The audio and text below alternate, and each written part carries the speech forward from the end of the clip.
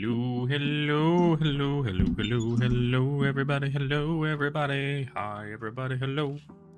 It's time to do the thing. Hi, it's me, hello. It's a new year. It's a new year. I'm excited, you're excited, we're all excited. We just get to vibe, chill out, enjoy some things. I need to check some things here. I just wanted to do a little live stream today. We're not doing anything. I have dinner that we're doing sometime later tonight, but right now we're not doing anything. And I've already got content out for pretty much the entirety of the week and some of next week. So because of that, figured we hang out, play some Commoner maybe. Maybe we do some more organizing of my collection, because I know we had talked about that previously. I figure we'll just vibe. I can show you what I pulled recently, which I'm very excited about. Actually, I wanted to check the price on this card because I was not actually sure what it was going for at the time, and pretty sure I have a good idea. That's pretty good.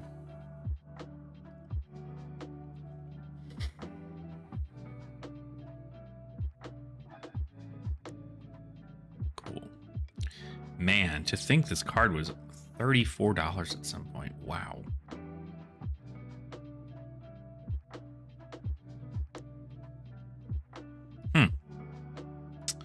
Oh well. Okay.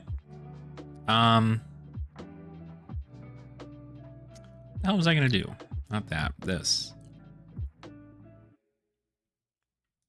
So, I made a few commoner decks that I'm hoping to build today.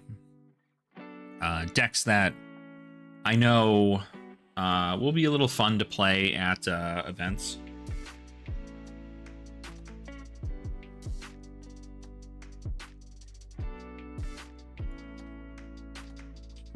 My problem is, though, is that I'm running out of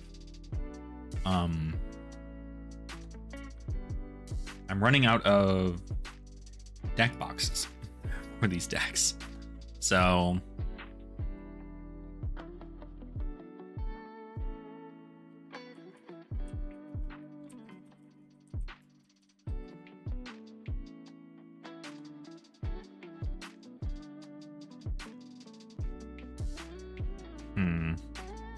these might not be a bad pick.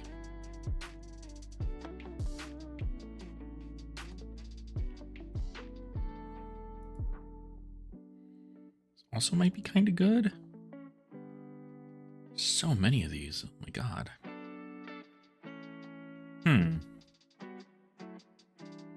Although I feel $40 is probably far too much.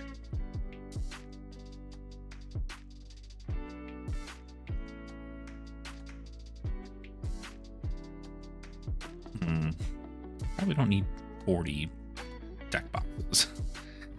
Probably need like half that.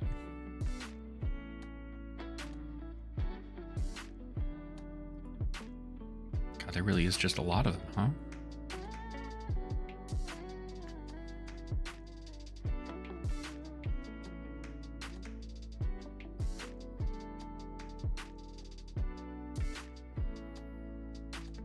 Well, that's fine. They also don't have anything to write on.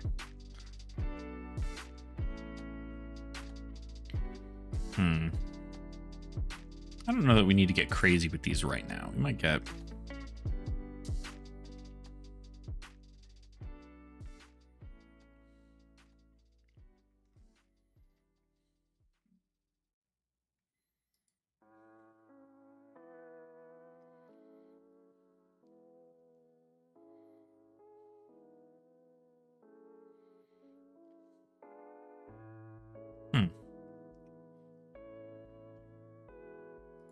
Wow, that's not going to get to me until the frickin' 14th. That's crazy. I need to buy deck boxes is what I need to do. Because I'm going to be building a lot more of these commoner decks, but I need deck boxes to put them in. So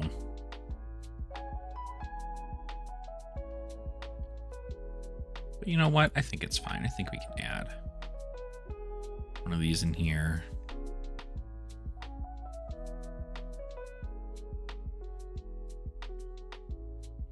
Just realized they're all different color like that.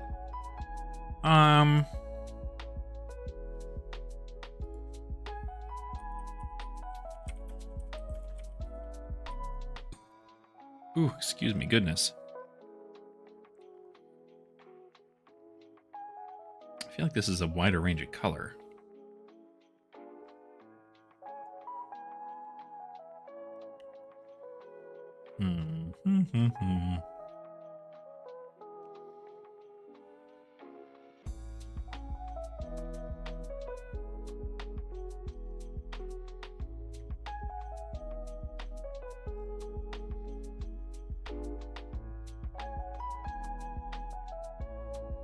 I don't know what I should order. I think this is fine for now. 5 deck boxes for 11 bucks. I think that's pretty good. Oh, 3, 6, 9, 12, 15. I could probably buy them from an LGS, but like it's a little bit less. Nah, we'll just buy these right now. Whenever they show up, they show up. Not the end of the world here. Make sure that's right.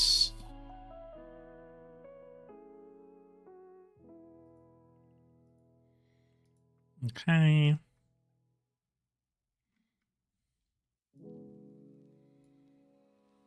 Good. Now that's all placed. I should have 5 new deck boxes coming in here pretty soon. That'll be good. But for now, what I want to do is I want to build some more commoner decks, right? I feel like commoner decks that we can build are pretty easily done. I just need to kind of figure out where I'm going to be getting a lot of my bulk and, well, not my bulk, but like where I'm going to be finding things for this.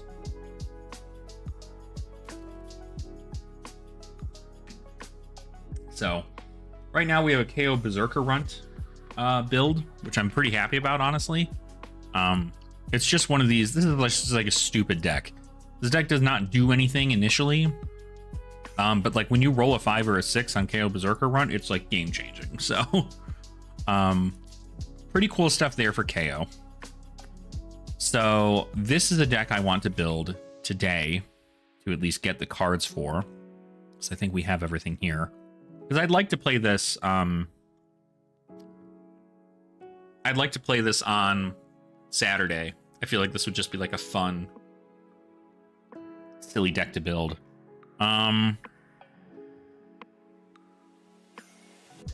Let's see here. I almost want to get rid of a Brutal Assault and add in that cut down to size, though. But I don't know. You guys will have to tell me. You're commoner fans. I should also probably... I might change my title. My stream here.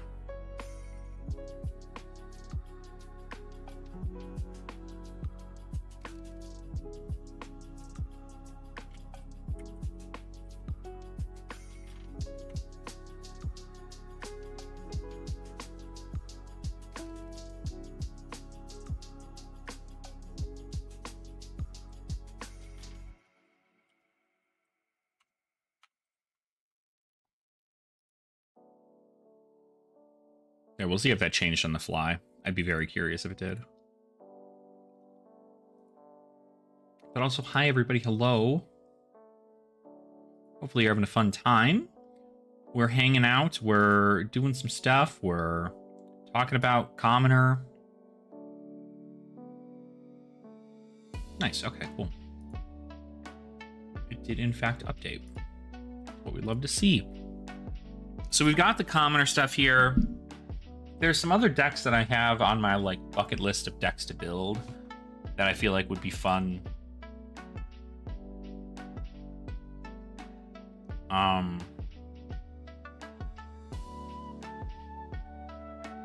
New being one of them,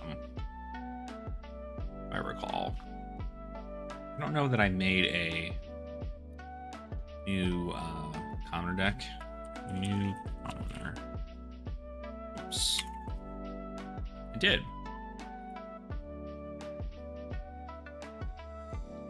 We can probably update this to be Rosetta.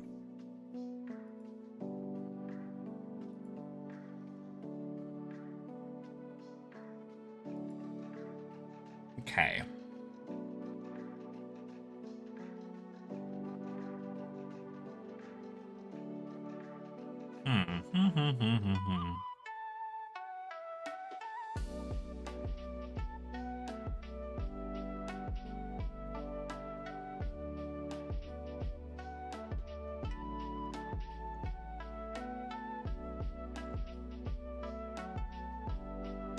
Well, the real question here is, how do we build new? I like the intimate inducements.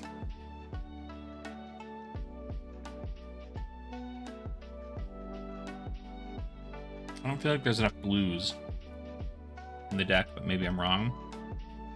I feel like Spider Bite's a fine call, but it might actually be better that we choose another Beckoning Mistblade.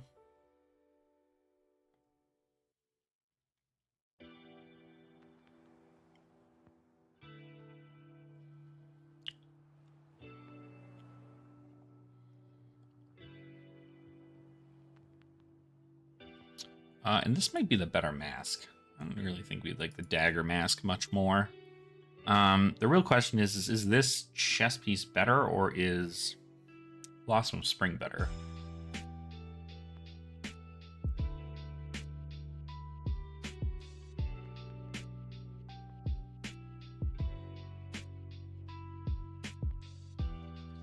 I don't know. I almost might think that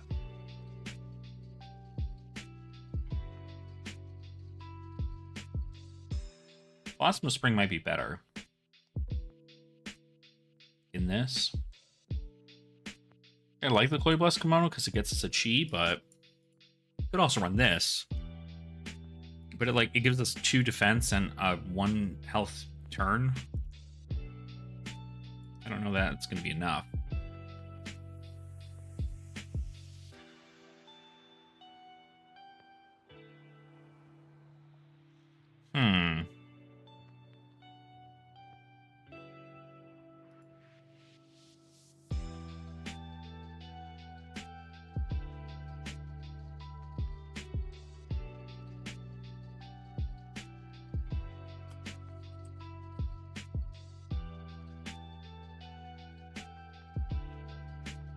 Blood Drop might not be terrible.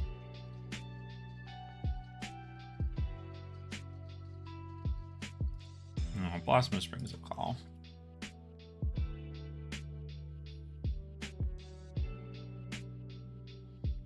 Because I guess, what are we trying to do here, right? The goal is probably to strip cards from our opponent's deck, in most cases. We have Intimate Inducements. We can strip cards from our opponent's deck. We can banish cards from our opponent's deck.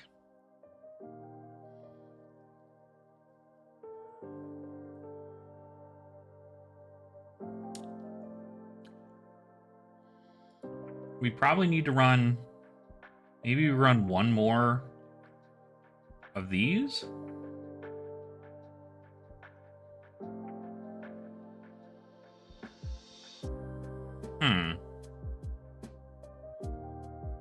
I mean, 4 chi is a lot.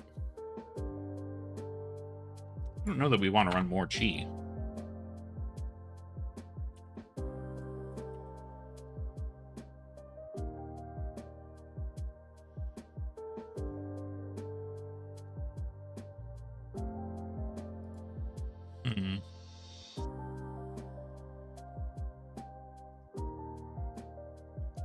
Yeah, lean a little bit more defensive.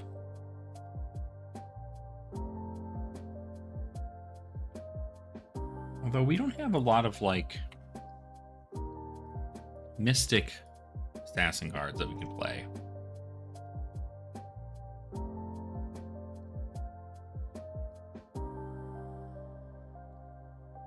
We could play Hiss.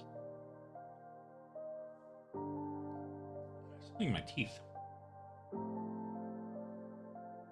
This is annoying.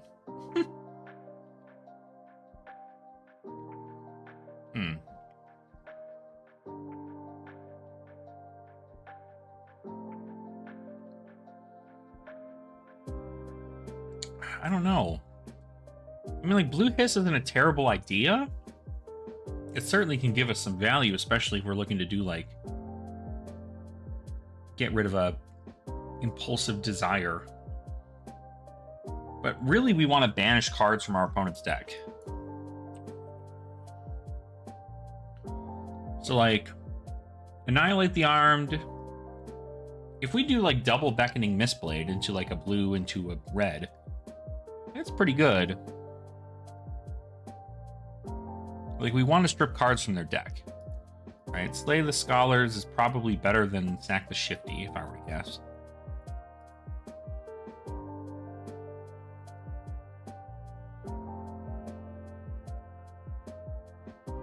Blue Bonds of Memory might not be a terrible choice either.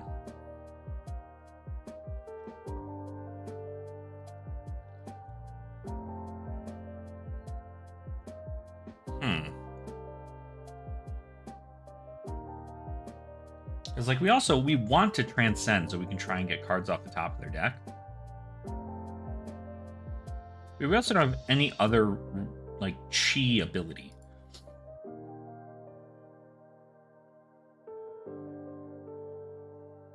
I think we have enough blue, being honest. We could probably get rid of Impulsive Desire blue. We can probably get rid of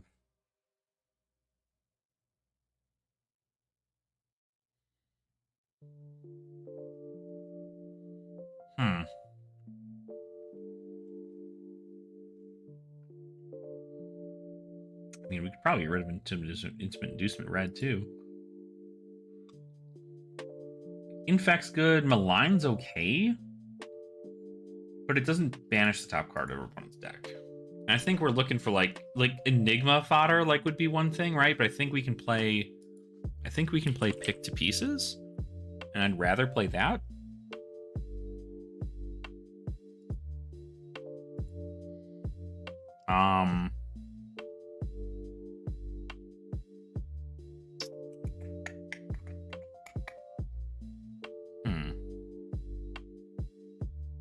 I mean, maybe we get rid of Oasis Respite and we put in... I don't think we need AB4. We might just need AB3.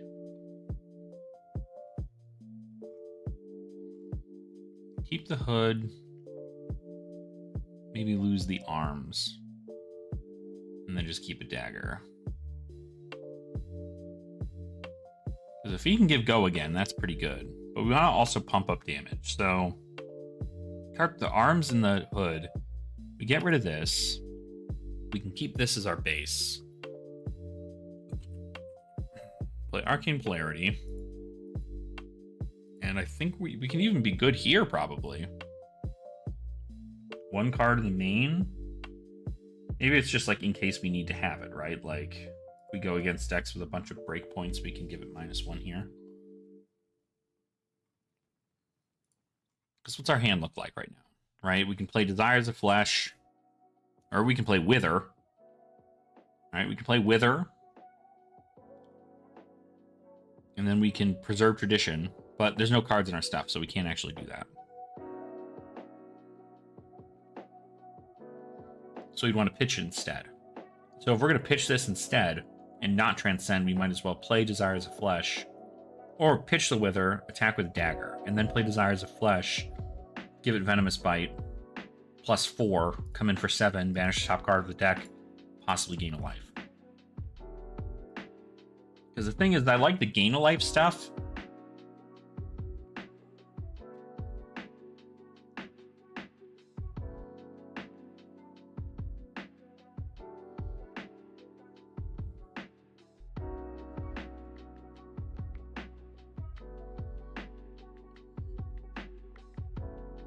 I think Impulsive Desire is just bad. I think Impulsive Desire is just bad. If we're playing anything, we're playing Mind's Desire. We could maybe play another red we can play here. Play Razor's Edge.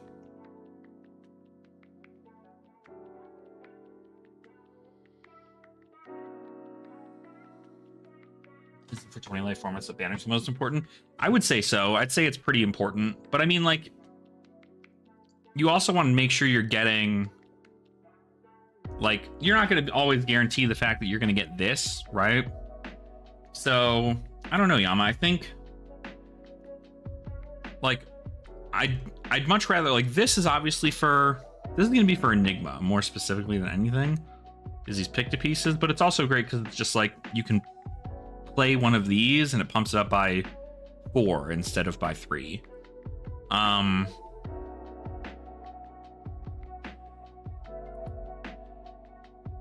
Mistveil Blues. Yeah. Well, Wither is probably more specifically for the ninja matchup, because that way Kodachis cost, or Kodachis don't come in for as much.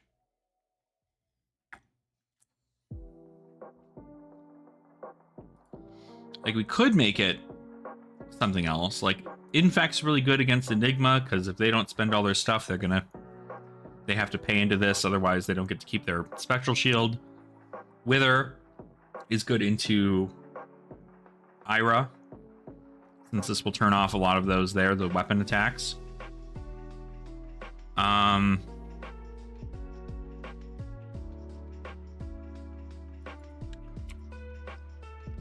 But even still, I think we have...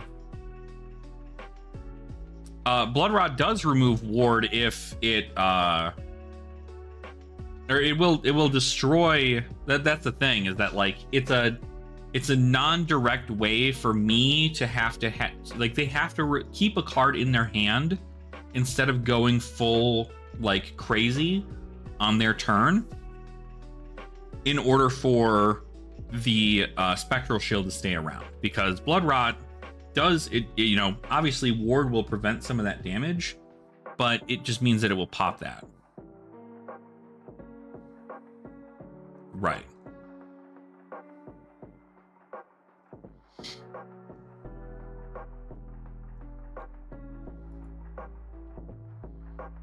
So, like, it's not terrible to have. I think we just want more blues here, but, like, I mean, there's not a whole lot more outside of, like, Annihilate the Armed is pretty good. So, like, theoretically, we could take out something. We could put in Annihilate the Armed. Opponent's attack actions. Because we have Annihilate the Armed, we have Nyx the Nimble, which is opponent's reactions, which isn't terrible, but we also don't really want, like, a ton of contract in here. Because, like, the gaining life is really cool. We could put in Cut to the Chase, but Cut to the Chase only triggers on Slay the Scholar. And that's it. Fleece the Frail. Opponent's cards with 2 or less defense. Probably not happening. Yeah, and the issue that I have with some of this, right, is that, like, Impulsive Desire, while it's a really good, you know, it's another one of these really awesome ones here, Impulsive Desire's effect is not the same with New as it is with, like, Desires of Flesh, right? Because New banishes New banishes actions that are blocking your cards that have stealth, right? Which triggers these effects when those cards get banished. So if you put an attack action in front of Desires of Flesh to block it, it'll get banished and you'll gain a life, right? That's how this effect works.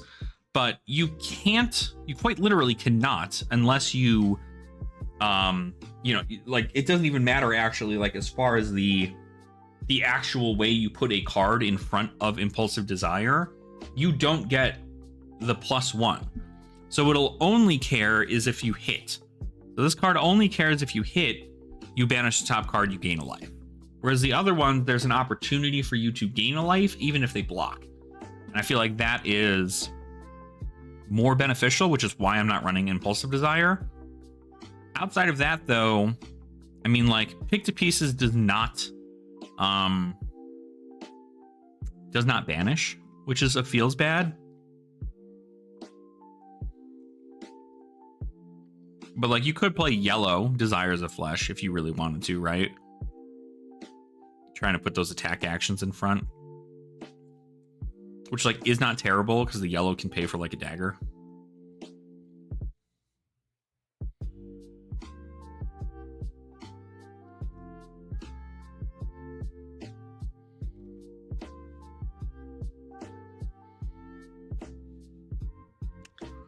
And, like, we could add Intimate Inducement again, because, again, Intimate Inducement will allow us to rip cards from our opponent's deck, right?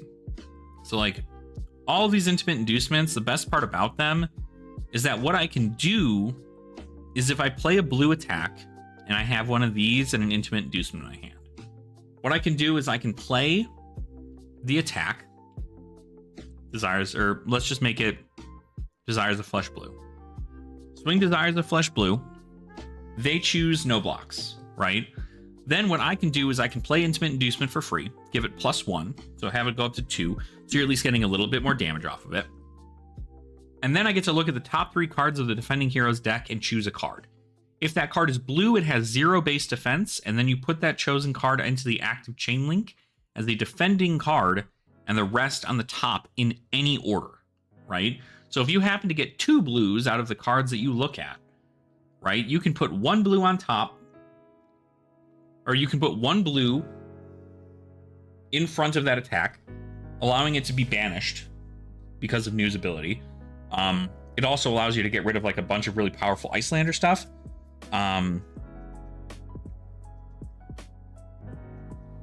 Needs to be an attack action. That's what I'm figuring too, because I think that I do have too many reactions, and Reflex allows me to get go again, and I could just remove this for another attack action.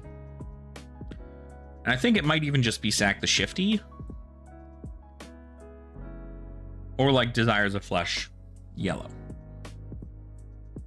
Really, it would probably be Mind's Desire yellow.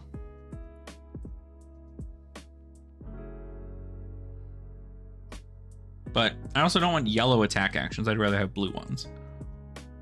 So maybe we do blue.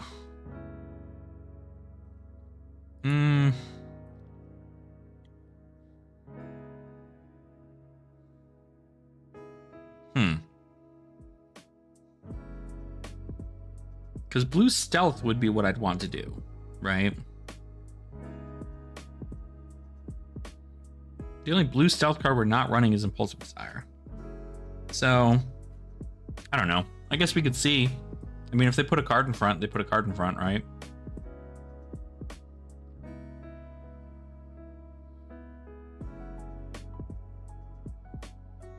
Because that's what I don't want, is a handful of reactions.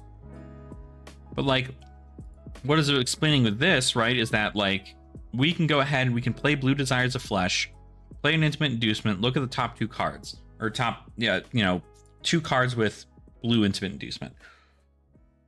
And so in that specific scenario, what we can do is we take a blue. If there's a blue on top, we take a blue and we put it as a defending card. It defends for 0, so I still get the value of banishing, and I get to choose what cards are going to be coming out of there. Then on top of it, I also get to look at the second card, or even the third or fourth card with the red, and that allows me to put those cards back in any order. And if I put a blue as the top card of the deck, I can then just play one of my chi cards, utilize New's ability, and banish it with New's ability. And so there I get 2 cards off the top of the deck to banish as opposed to 1. Hey Eric, Happy New Year!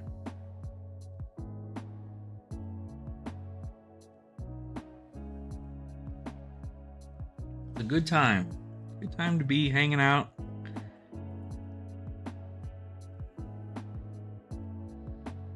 Realize how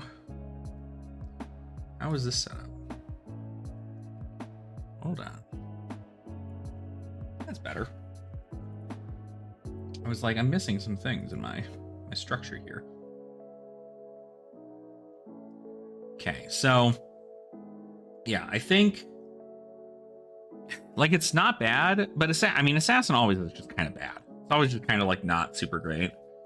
But it gets the job done as far as things are concerned here. I mean, like in this scenario, we can Mind's Desire, pitch Razor Reflex, Desires of Flesh, and that's 6-9 damage. If they don't block, right? And then this turn, we can, you know, pitch Infect, Swing Dagger, pick to pieces, Swing Dagger, play Impulsive Desire, and then hit him with the Homage, and then take a look at the top card or whatever. What's up, Jonathan? How are you, dude? Welcome on in.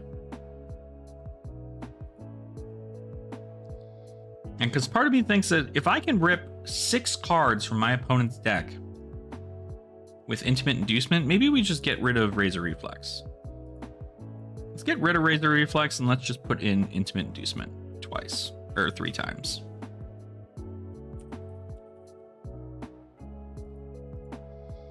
Because I'm like high on this card. I think this card is so good in Commoner.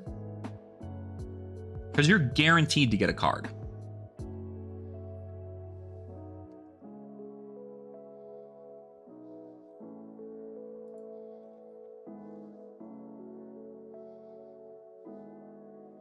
Maybe we don't play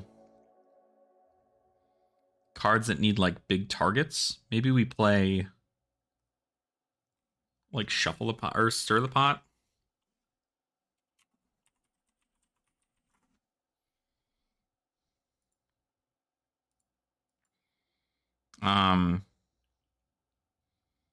Because Passover is good, but Pathful Travel probably not what we're looking for here. I don't have a good way to do like Slither tokens.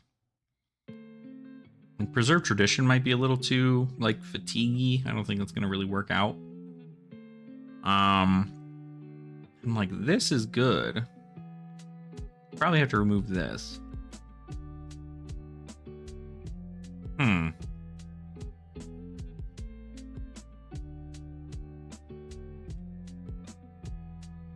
Which do we get rid of? I mean, let's just get rid of drop, right?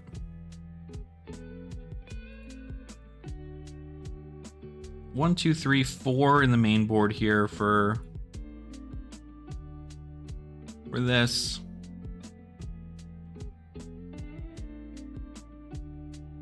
Common Reverse deck, and I'm switching it to your deck with a couple changes, but doing it okay. But boy, having 2 blocks, dude, I'm telling you, Ars, it really is. Having 2 blocks is rough. Like, I like the idea and the concept of how powerful Earth is, but the fact that Earth is not like super hardy as a talent is crazy. But I'm at least here. Good to hear it's been doing okay.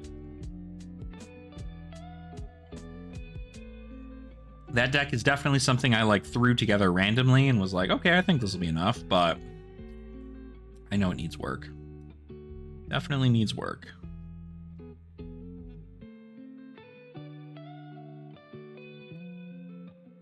Yeah. Aggro is a pretty easy thing to want to get to when you're playing Commoner.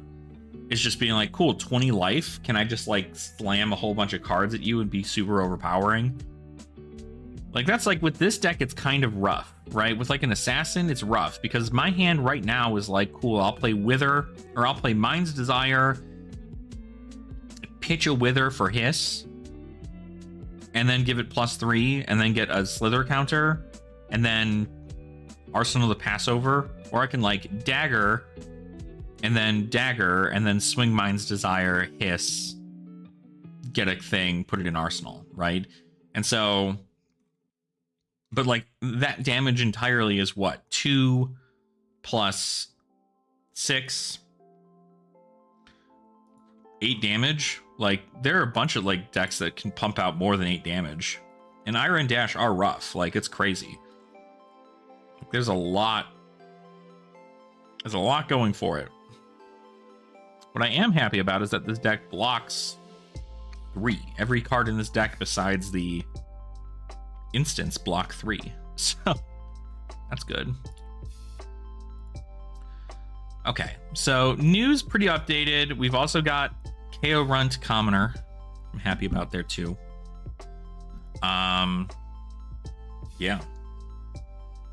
Yeah, Ira Dash are rough. But I'm happy to hear that you're at least getting, you know, some use out of Commoner stuff. I always love seeing more and more people get into Commoner, and that my content has helped them get there, so I appreciate that. Let me see. So yeah, this is good. This is good. What's another hero we haven't touched yet? Let's just take a quick look at the heroes. Young heroes. Who have we not made a thing for? Betsy, we haven't done anything for yet. Benji, also another hero that we haven't done anything for yet. Aurora, another hero we have not touched. We haven't made an Enigma deck yet. We could very well do. Could make a Data Doll deck. That's kind of fun. We could make a Florian deck. Well, we made a Florian deck. Not that great. Florian's rough to do in Commoner. Made a Kasai deck. Lexi might not be a bad hero to play. Play with Commoner so far. Some heroes are so powerful and some feel kind of unplayable. Yeah. I mean, it's all based on like the package of stuff, right? Like, you know, you have of course it's not going to show the dink. That's going to make more sense. Chain is significantly better as a Shadow Runeblade than Vincent ever will be. And that's just because a lot of Vincent's really good cards to allow her to get over the top and do a lot of these cool Runegate shenanigans are in rare. And so, like, I think that's really it, is like, if you're looking for a format that like every hero has a good amount of tools to be able to utilize, Commoner isn't quite it. Clash is for sure better in that aspect. Clash is not an official format, and you know, I might see whether or not my locals are willing to do that on Saturdays instead of Commoner, but I feel like people enjoy Commoner enough to where it's like, you know, you don't have to do anything crazy about it. Debating making Enigma. Enigma's really good. I mean, she's really good. The fact that all your entire deck is just like, cool, swing 6, swing 7, swing 8, pass turn, create ward, be super defensive. Like, it's a very fatigue heavy deck. And like, you being able to come in for, you know, pay 1 resource, come in for 8 is huge damage. Like, crazy stupid. Prentice, what's going on, bud? Refractor Enigma is bananas. Yeah, absolutely. I agree. Bananas. Another hero we can make is maybe Levia. Might be fun. Stilio. Well, try making a Stilio deck. Could make an Azuri deck. I think we tried that already. Don't recall. Could make a Terra deck. Terra's not bad to play if you're looking for like Guardian stuff. Thanks. Same to you, bud. It's gonna be a good year. 2020, 2020, 2020, 2020, 2025. Whatever year it is. Yeah? We can see a Terra deck? We can do Terra. I don't think I've dabbled too much in Terra, so like the better Earth, probably the best Earth hero in Commoner right now, if I'm going to be entirely honest. So, I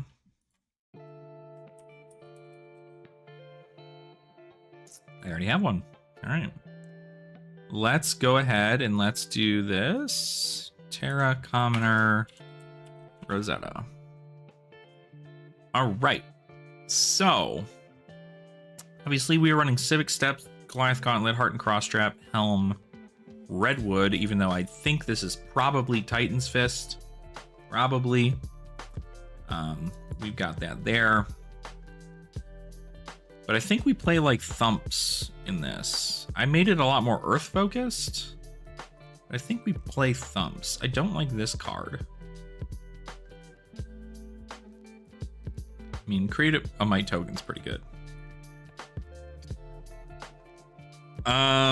We have the Rainbow Autumn's Touch because we're gonna need it. Earthlore Surge is just kind of okay. I mean, like, it might work. Although, what are you gonna need, right? For this and Thump, you're gonna need 2 blues, and then this and a good card. This is good, this is good, this is good. Strength of Sequoia, we can get rid of that. Strongwood, get rid of that. There's my Thump. I do have Thumps in here. What the hell am I talking about? I've got Thumps. Burgeoning, don't need all that. Blue Macho Grande. So tomorrow gets us something back. We don't really need all that. I think we're going to play significantly more aggressive in this deck.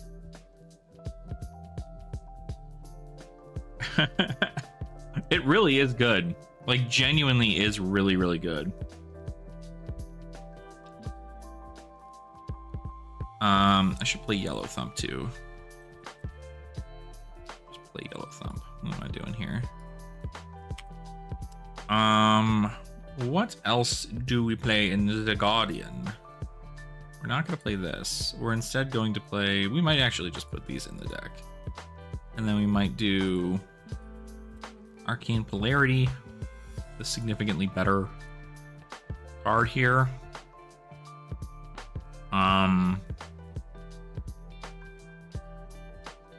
Blue Pummel? Yeah, I mean, like, I certainly think that Pummel should go in here.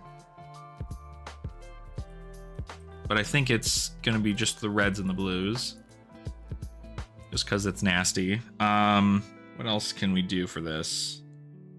I mean, we have... How many attack actions do we have, right? 1, 2, 3, 4, 5, 6, 7, 8, 9, 10. Or 9, 10, 11, 12, 13, 14, 15, 16, 17, 18, 19, 20. 20 attack actions.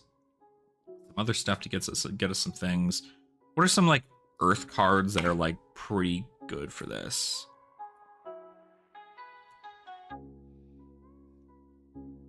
Yeah, these are elemental, so let's maybe just look at earth. We could play fruits, right? Gain some life. That's maybe not a terrible thing to do. At least blue fruits.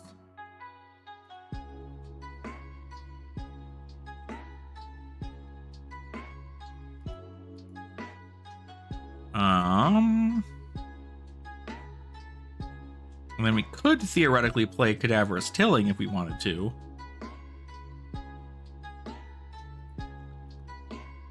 Like red Cadaverous Tilling.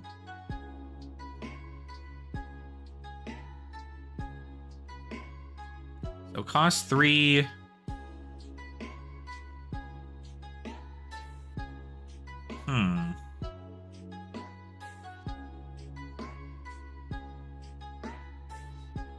It's a blue block 2, costs 2 to play it though.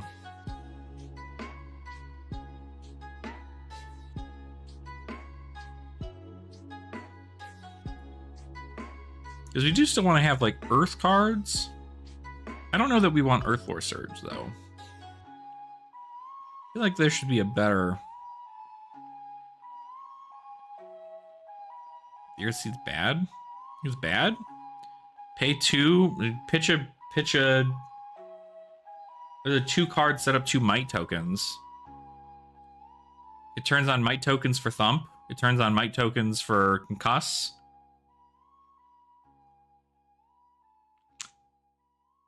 Well, right. It's a if this is the only thing you have available to you, because you have to pitch like a... You have to make sure that it's also an earth card and it pitches for this.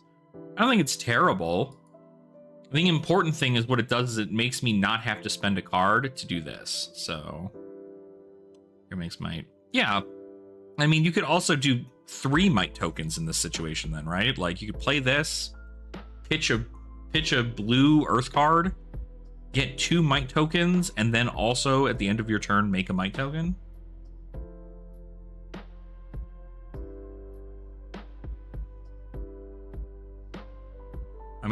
+3 to my next attack on my next turn is not terrible, especially if you're trying to end the game.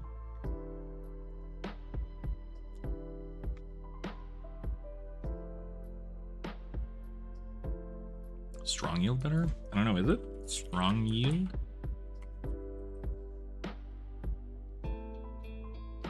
Beginning of your action phase, destroy this, and your next attack this turn gets +3.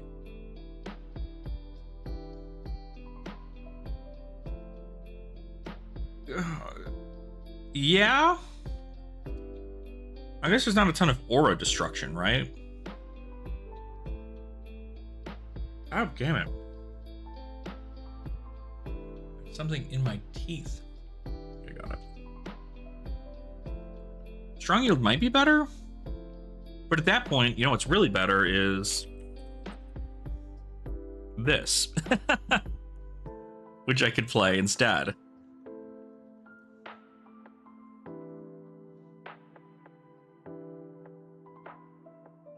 Is Earthlore Empowerment red better? Because I feel like if we take this out for Earthlore Empowerment, I mean, we lose a blue, but...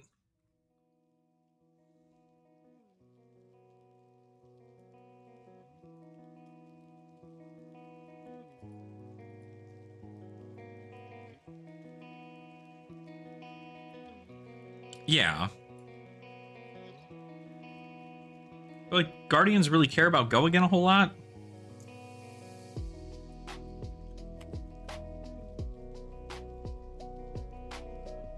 I guess it's an Earth card, so like theoretically. I don't know. I mean, we can try it.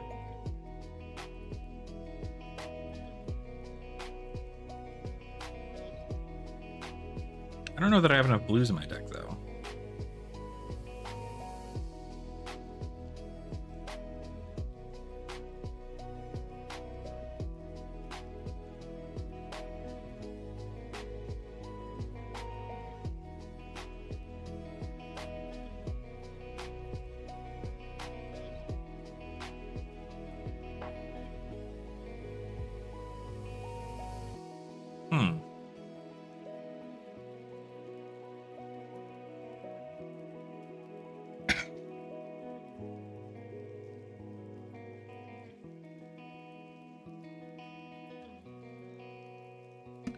Ooh.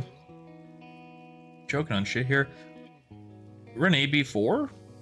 Probably. Run the clubs. Yeah, just get the Goliath balance out of there. I don't know that I have enough to run AB4, but...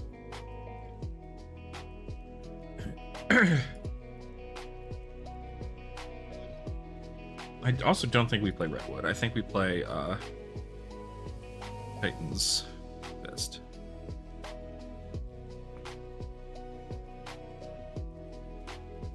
Cost 3 or greater.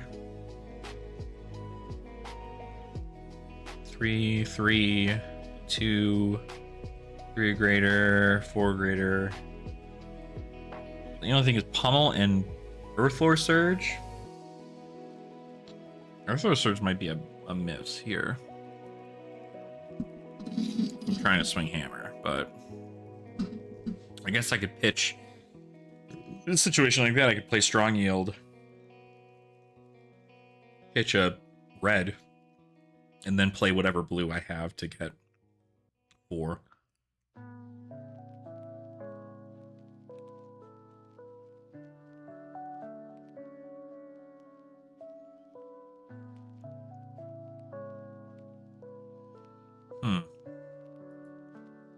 I don't know.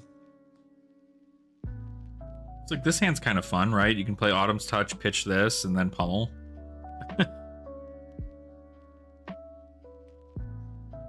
Like turn 1. To be for 11.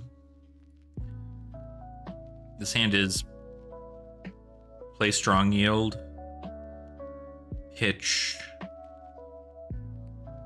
Fruits,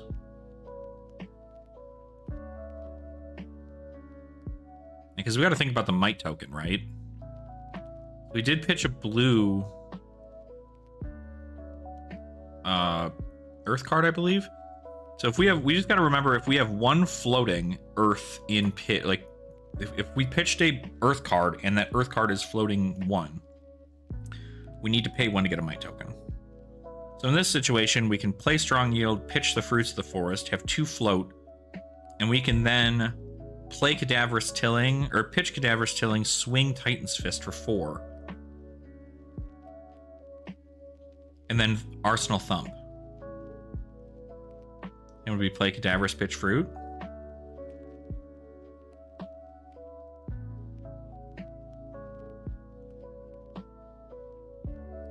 Well, I don't know that I would have... I wouldn't have 2 Earth cards in grave. I mean, it says right here, but like I wouldn't have 2 Earth cards in grave to decompose. So this would just be 6. But I could set up a Strong Yield for next turn. Pitch this. Oh, I wouldn't have 1 float for the might token, but I would have a Strong Yield set up.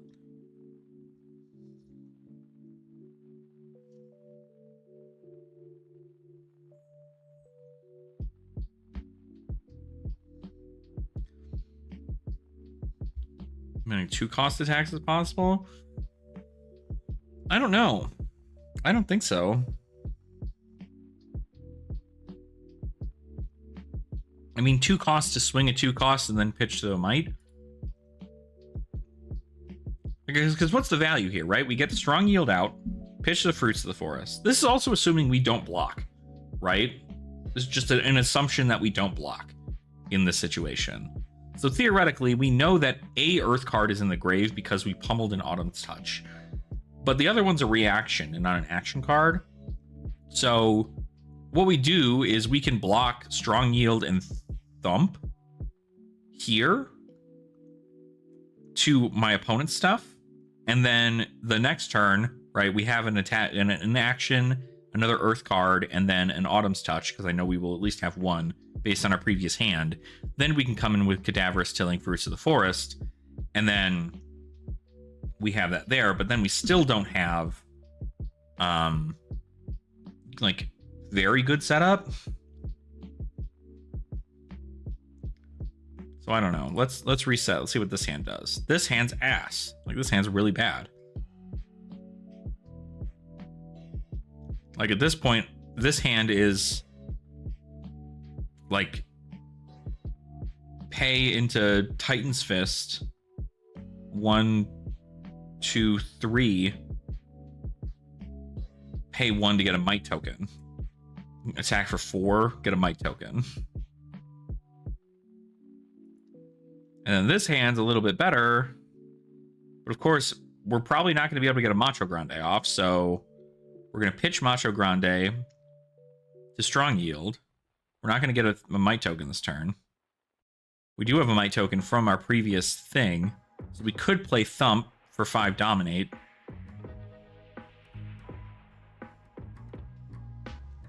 Or we can just play Crush Confidence for 8.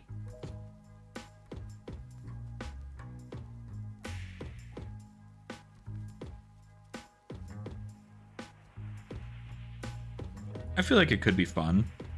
I think maybe Earthlore Surge just shouldn't be here. I don't know. Blocking 2 feels bad, dude. It really does. It really does feel bad. I think I'd almost rather have more Fruits of the Forest. Like, get rid of yellow Earthlore Surge and put in a Fruits of the Forest, because at least I can gain life.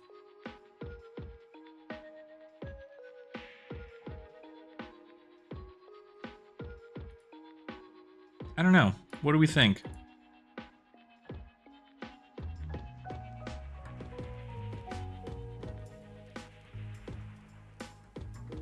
Because, like, there's also a world in which, like, Strength of 4 Seasons is crazy as hell, right? Because, like, this is a 2-card 8. Like, you just need to have 4 or more Earth cards in your Banish Zone, which is just hard to do unless, like, that's your whole thing.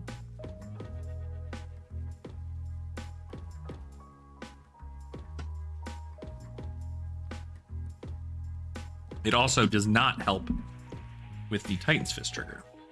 So at that point, it's like, I have to figure out 1, 2, 3, 4, 5, 6, 7, 8, 9, 10, 11, 12, 13, 14, 15, 16, 17, 18. Half of my deck is Earth. Does that mean that Titan's Fist is the better choice here? Or should I instead go with the Redwood Hammer? Because if an Earth card was pitched to attack with this, the attack gets +1. So it needs to be the one that pitches. I don't think that this is good. But we could also play Sledge if we're really trying to get crazy with it. We could play Sledge Banvalheim and just remove this armor. But I feel like the armor is pretty important considering we're running Heart and Crosstrap and Goliath Gauntlet. But if our whole point is to be aggressive, then if we're left with a red and a blue in hand and we want to play Sledge,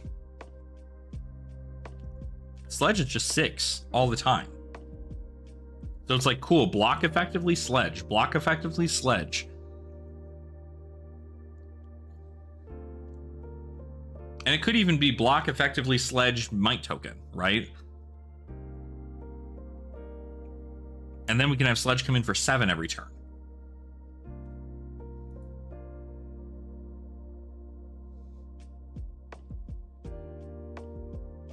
Do we play Sledge? Yeah, I'm down to fuck around and find out, right? Like,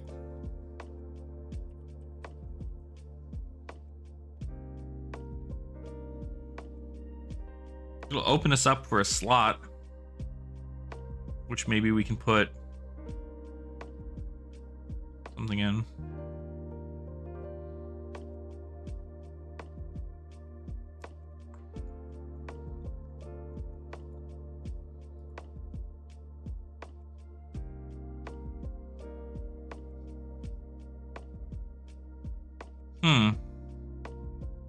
Could also leave it at 50. I mean, leaving it at 51 isn't a terrible thing either.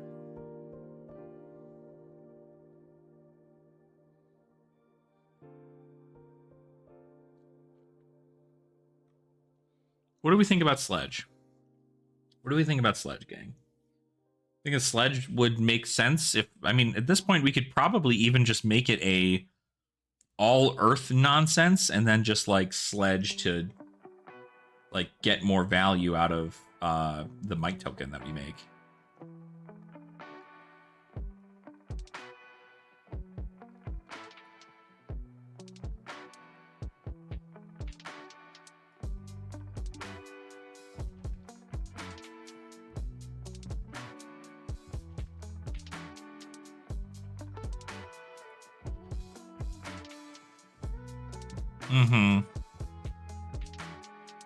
Yeah, it gives us a better use, because like I'd rather have Sledge to come in for 7 than have a Titan's Fist come in for 4, maybe 5.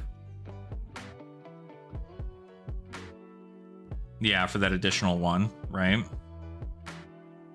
I don't know though, like with all my thumps costing 4, I think it might be beneficial to keep this. But I understand the reasoning for it. Like, this hand's weird. Like, this hand is easily... Like... What would he even do here? We could probably... If this is turn 0... It's one thing, right? Turn 0, this is just Sledge, right? But if it's turn 1... This is probably Heart and Crosstrap, Goliath Gauntlet, Thump, Pitch, come in for 8 Dominate, on hit, discard a card from their hand.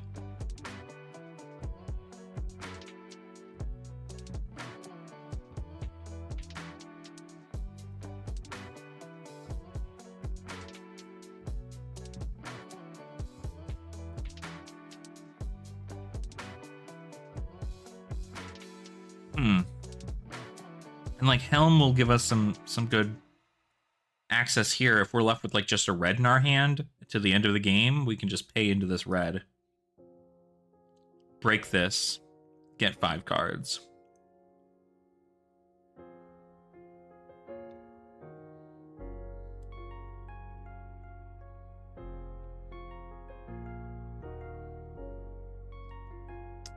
Huh.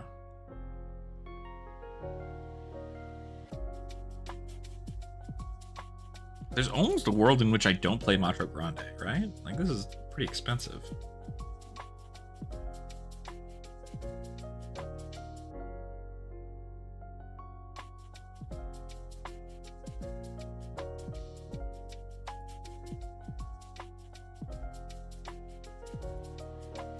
Because, like, in the end game, I'll have a lot of blues in deck, sure. But will it be... I guess if I park in an arsenal, I get 3 blues, right? We can still do it, so... But I need to keep a whole hand. I think, like, if we're trying to, like, close out with something like Macho Grande, if anything, we're trying to close out with something like frickin' Thump, right? Like... This costs significantly less. We can give it about the same power level as this, and then also he'll have dominate an on-hit discard a card. So maybe playing something like Rush or Crush Confidence, maybe in blue, a 3 for 5. Like, I guess worst case scenario, it's a block 3, right? If we happen to pitch deck it well enough. I don't know. I think Macho Grande is such like a clutch card in the deck. So I don't know. Real question is, what do we do with this one slot? What do we put in here?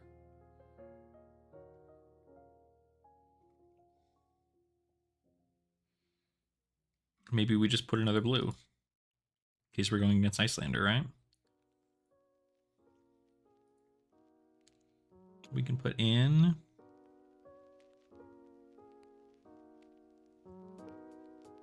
Blue Concuss.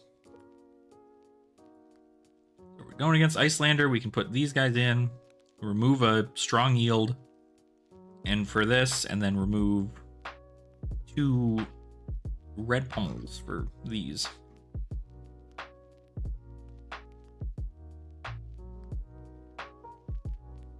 Not terrible, though.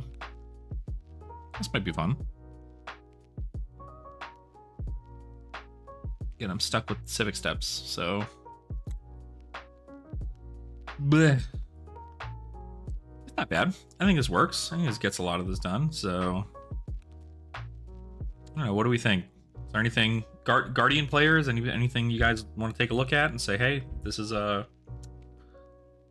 deck?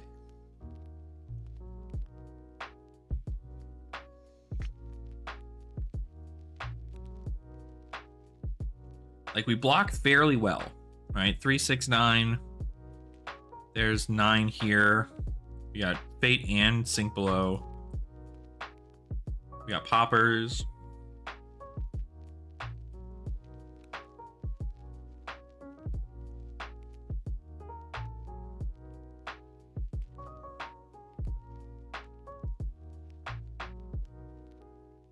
I think it's okay. I mean, again, this is commoner, right? Like, not the end of the world for this stuff, so... I do think Sledge provides a lot more here. Because if I can present a 2-card 7 with a Might token, that's pretty good. Keep an Earth card in hand, keep a red in hand, pitch, or keep 2 Earth card, or a blue and an Earth card in hand. Pretty okay spot.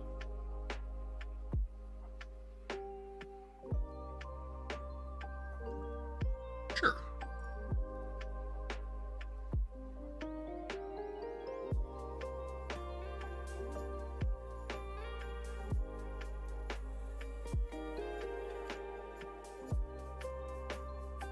All right. Yeah, not bad. I mean, like, overall, right, the deck is $20, with Civic Steps being the most craziest card. So, sure, give that a shot. We have New, Terra, KO. What's another hero that I have not gotten around to yet? We could make a Data Doll hero.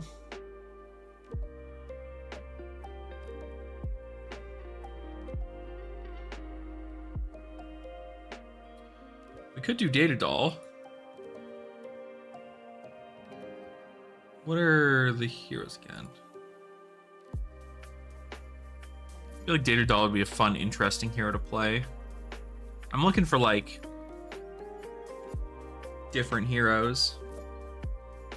Like Aurora would be one. Well, we do already have an Aurora deck. I'm pretty sure I made that already.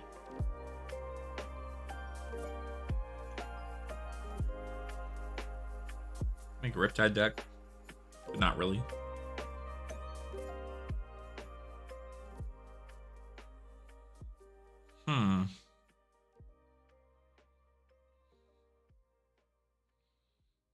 Could make Lexi.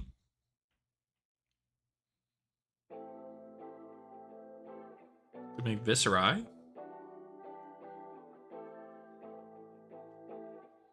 Kano, Kasai.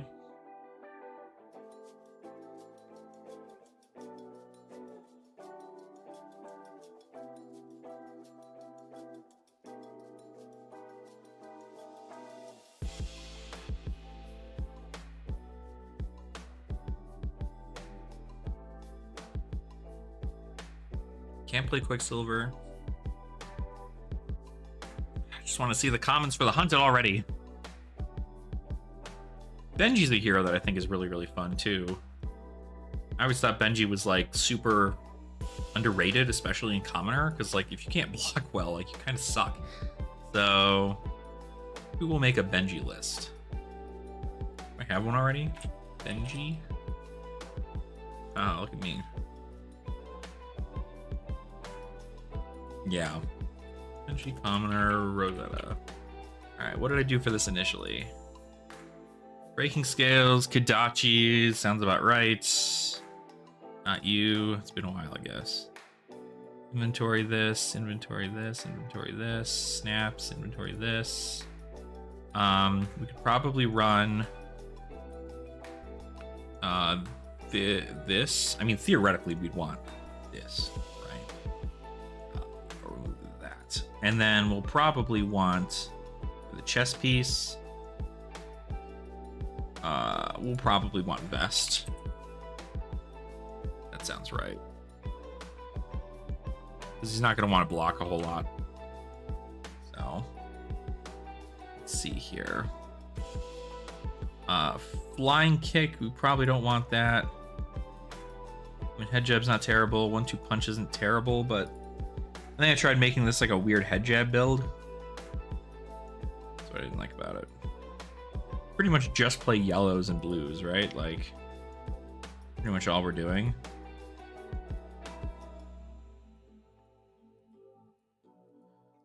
Yeah, probably.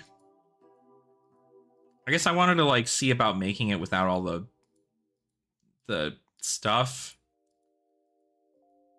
But yeah, the Crouching Tiger stuff is probably just the best out of this. I'm still mad about. I still wish that the Crouching Tiger stuff wasn't all in like structure deck. I wish this was like bulk that you can find in places. Because it's just the best armor in the game.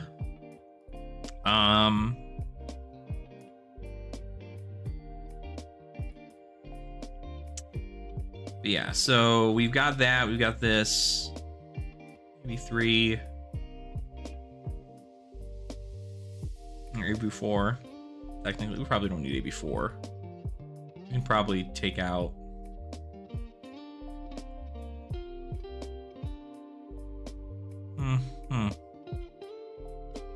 This. Okay. And then we really want to go over Benji's ability again, right? Your attack action cards with 2 or less base power cannot be defended by cards from hand. The first time an attack action you control hits each turn, your next attack gains +1.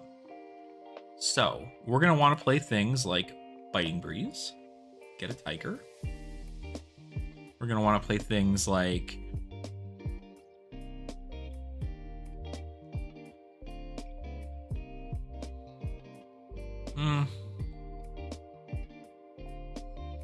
Deadly Duo might not be bad.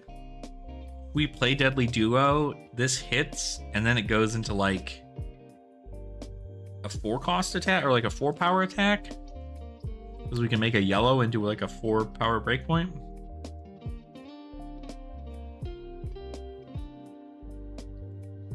Like this, for instance.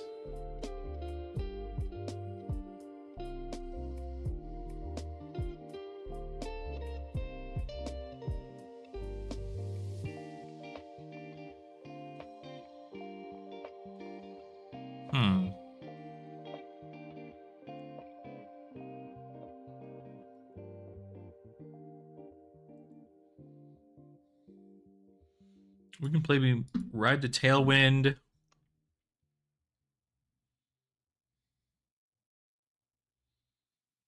Ooh, wow. If we play Key Unleashed with this? Oh, no. Never mind. We'd have to play a Tiger.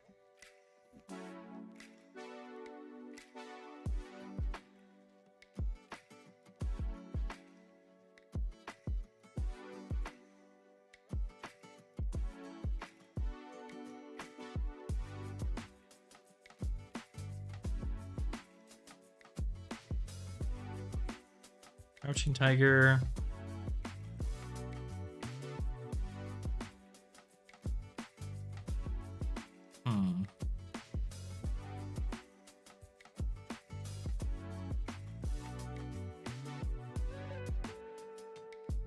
Still want the Biting Breeze.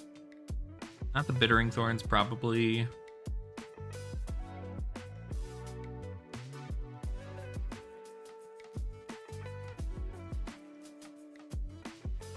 This Head Jab can come in for 4 if we hit with the Deadly Duo.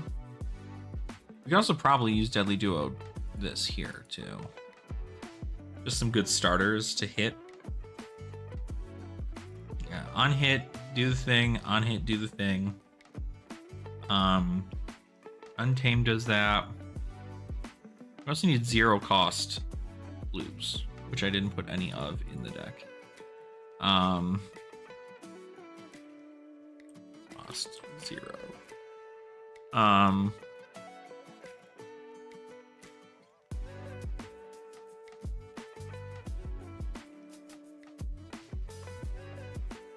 Pouncing Key's not a terrible one to have. Head Jab, not terrible to have. Rising Knee Thrust's pretty good. Soul Beat Strike's good. And then Whelming Gust Wave is good. I don't think we're playing Surging Strike, but... Actually, why shouldn't we play Surging Strike?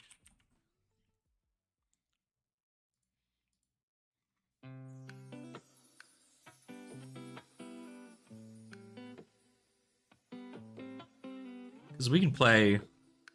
Okay, so like if Surging Strike hits, then this will get +1. Bring it to 2, which means it will... Well, actually, if it hits, this will get another +1. Ooh, I don't know about all that, actually. I guess we could have something hit.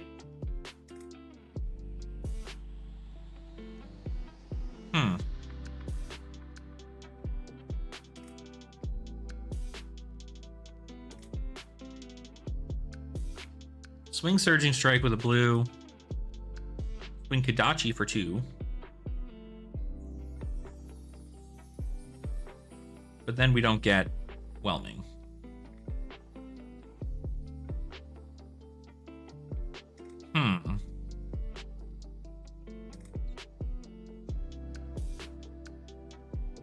We could get a breakpoint on Whelming, though.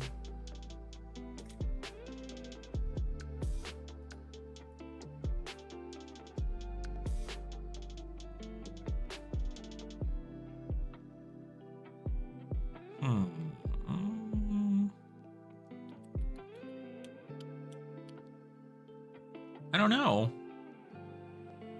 Let's look for some inspiration. Let's look for some inspiration. Commoner. Benji. Tiger Benji. Oh, top 8 gold foil. You don't say. Oh, with Kakara. Yeah, Rainbow Biting Breeze. Okay, that makes sense.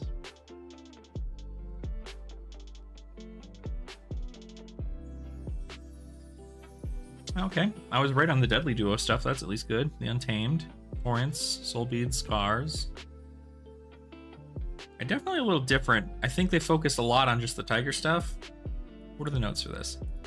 Still testing. Version 1.0 is what got me to top 8 gold foil event at World Premier Rosetta Tampa Bay. Maybe pile is mostly removed cards. Sorry, I forgot to do the write-up. Purple Discord comment or channel people. I'll maybe get to around to it later. Okay. Yeah, this looks about right. Like the Bittering Thorns, have this come in for 4, and then have the next attack come in for +3. Because if this hits, it'll get +1 from here, and then +1 from the Bittering Thorns. Great Anger gets you a Tiger.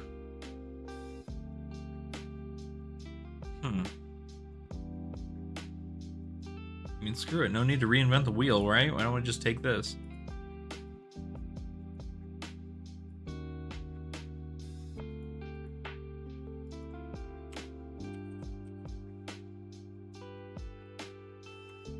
No need to reinvent the wheel. Just happy I was right with the Deadly Duos. Biting Breeze. Yeah, Razor Reflex. Head Jab, Assault Wound. Pouncing Key. Blue, yep. Rising Knee Thrust, blue, yep. Untamed blue, yep. Soulbead Strike, blue, yep. No Ride the Tailwind. And no Whelming Gust Wave, blue. The rest of this is pretty much most of what they've got, so no need to reinvent the wheel. Let's just play that. Great Anger.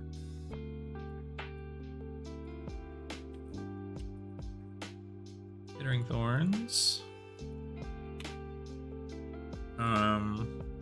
The Feisty Local is crazy.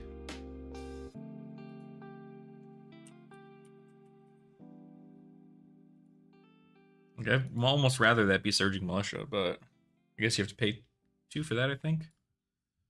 Flex Claws. Razor Reflex. 1 Razor Reflex. Don't ever let them know you got the other one. The Leg Tap. Leg.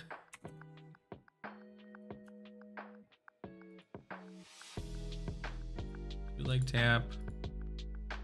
Scar for a Scar.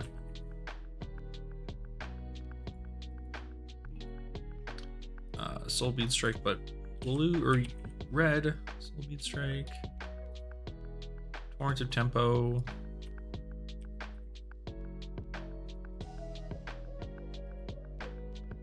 Untamed red.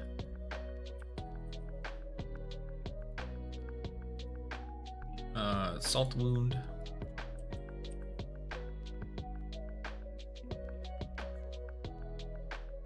Yeah, AB3. No Tide Flippers? Oh, because you want to make the Tiger. That makes sense. I want the robe. Shit. Robe. Whoop. Robe and the hood. And then a Kadachi? One singular a Kadachi into Arcane Lantern, I see.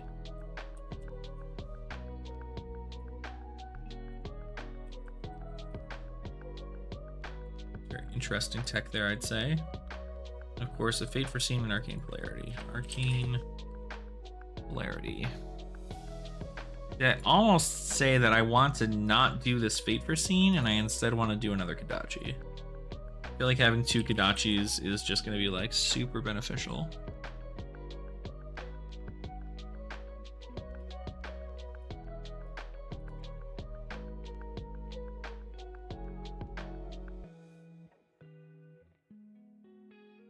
This isn't a terrible build.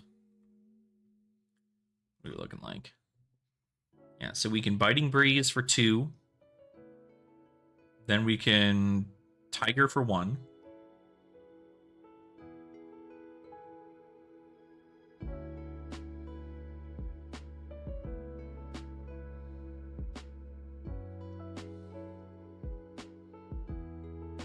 Actually, I guess we can Biting Breeze for 2, pitch for Kakara. Well, Kakara's gonna come in for 3.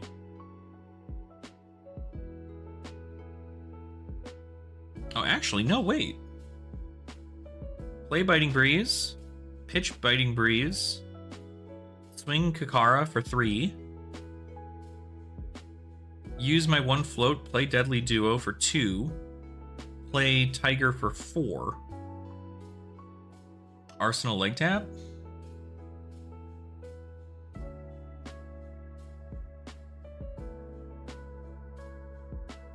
Play Tiger for 3, not Tiger for 4. So what is that? 2 plus 3, 5 plus 2, 7 plus 3, 10 on this hand. 10 card hand. Then we have. We could also do. We could start with leg tap, pitching Biting Breeze, swing Biting Breeze, swing Kakara, and then swing Tiger. That's 4, 6, 7 if it's got the +1. Let's just assume this hits, right? Leg tap for 4. That hits. This comes in for 3, which is at that point we'd probably want to play this. Interesting. Nope, nothing new about me. I'll just continue to make the good old content I like to make. That's pretty much what we're doing here. Nothing crazy new. So, because we play leg tap, we then have to play Biting Breeze in blue. Swing that, this will come in for 2, so 4 and 2. And then we get a Tiger. And then we pitch this Biting Breeze for Kakara for 3. Or for 2. So 4, 2, 2, 8 plus Tiger, 9. So that was the more optimal line, is to go with Biting Breeze into Kakara for 3 into that.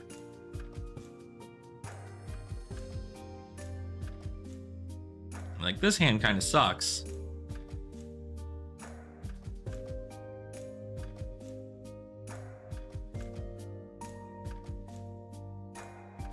It was just like,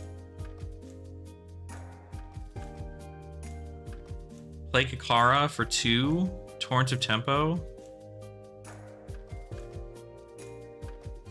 Probably play Kakara for 2, and then swing Untamed. Take a little bit of damage. Now we'll be at Scar for a Scar for 4 into a Biting Breeze into a Torrent of Tempo. Maybe. Yeah, I mean, it's not a bad deck. I think it's fine. Got top 8 in a gold foil, so I'll give it that. Okay. So now we have what? We have 1, 2, 3, 4 new decks that we can build, although this one requires all of this armor, which I don't have access to. I need to get like 12 copies of each of these cards. Maybe not 12. I need to get like 4 copies of each of these cards. But it's still a lot.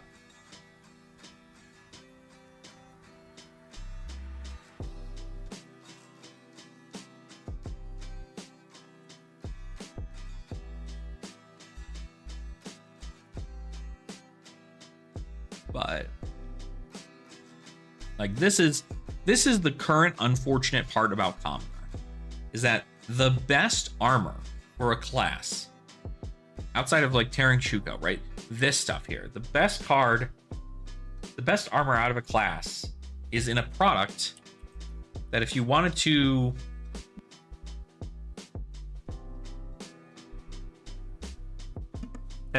buy, right? You can't just find that in a bulk bin, right? You can't just buy that in a bulk bin. So Round the table. Like, this product is so weird because you can buy it for $45 for a thing around the table. Well, it's $50. You're paying like 54, 55 bucks for one of these. And to be fair, for 55 bucks, you get this, this, this, and this. Cold foil heroes, cold foil equipment. Or it's rainbow foil heroes, cold foil equipment, I think. Except for Ira. But as you can see, the Ira deck is like crazy expensive. And that's because red bittering thorns is $10 a piece. There's 2 of them come in this deck. Then you have Civic Steps, which is like the best Guardian foot piece right now at $7. Mauling Key is utilized in Zen, $3. Like, it's crazy. Like, all of these cards have like such insane value. But like Pouncing Paws, I can buy like a ton of. Right? Pouncing Paws for $1, that's pretty good. And really, like, this is the main thing you need, is Pouncing Paws.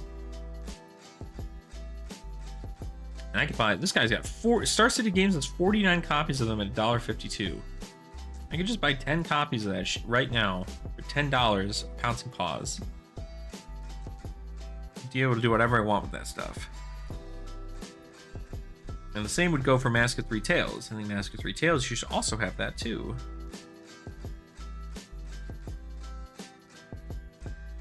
Hey Hey Hank Games has 50 of these. Star City Games has 10 of them. I can buy 10 from Star City Games. Or I can buy 10 of them from Hank. That's $5. Plus the $1.27 shipping, so $6. And then it's just the, like, the Bittering Thorns is the real big thing there. And the chess piece, which is even cheaper for the stuff.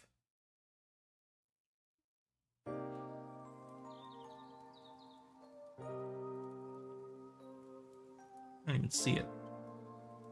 Blood Scent, 45 cents.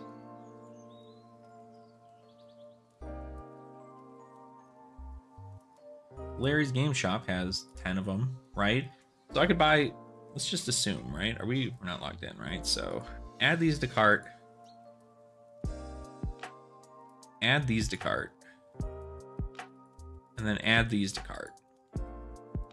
What are we looking like now if we wanted to get all of these and we just opted out for the Bittering Thorns, right? $30. Which is crazy, but probably not a cheaper way to do this. $21. $21.87.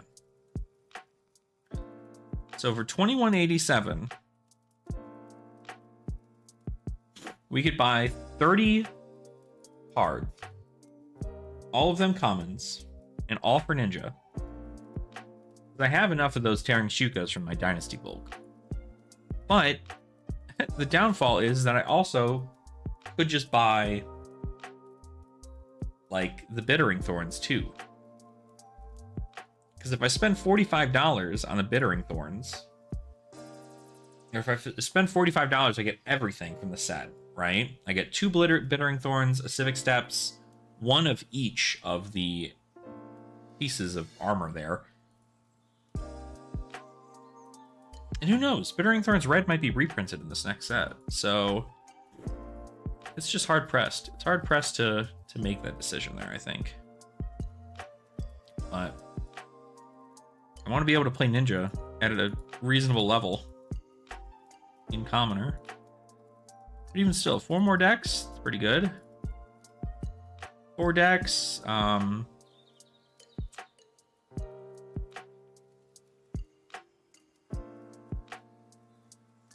What else?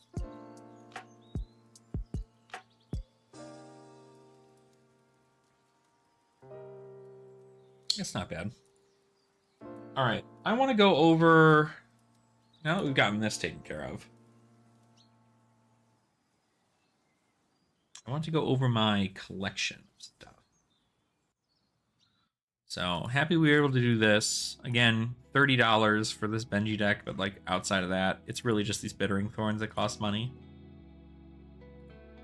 Which is still just wild to me. Like 2 Bittering Thorns is what most of your deck consists of. And it's a common. Stupid. You know, I'm curious what Japanese Bittering Thorns are going for. They have them up on eBay, maybe? Red Bittering Thorns. Fab TCG. See if that pops up anywhere.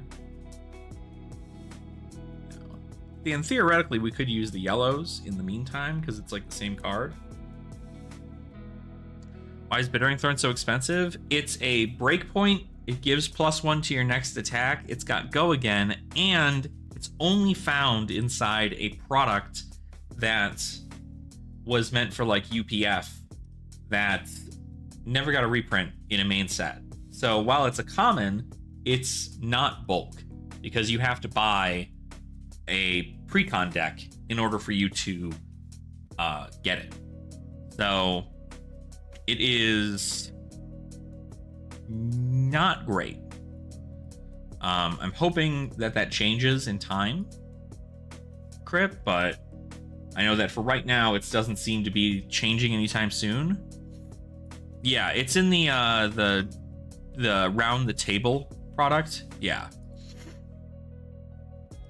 And so it's funny because like you could buy a round the table product or even just like the structure deck. You can buy, if you just want the Bittering Thorns, you can buy 2 of the Ira structure decks if you wanted a playset for Classic Constructed, right? Like you can get a playset for Classic Constructed, just 3 copies, and then you'll have an extra copy if you buy 2 of the Ira decks, which all cost like $30 right now.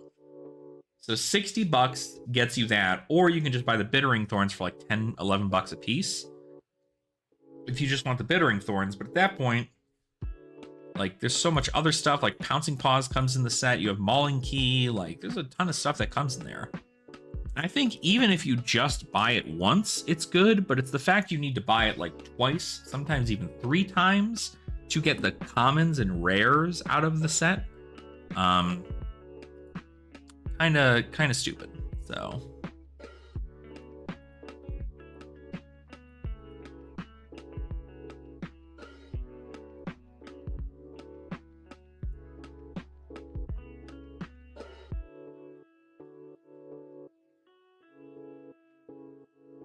yeah, absolutely. I mean, it's really what it comes down to is the fact that it's what's in demand as of the time in which this is, right? Red Bittering Thorns is always going to be a good ninja card and will probably be an automatic staple in most. But I don't know that it'll be like, I don't think it'll always be $11 because it's a common. So like, I'm imagining they're going to reprint it somewhere in non-foil.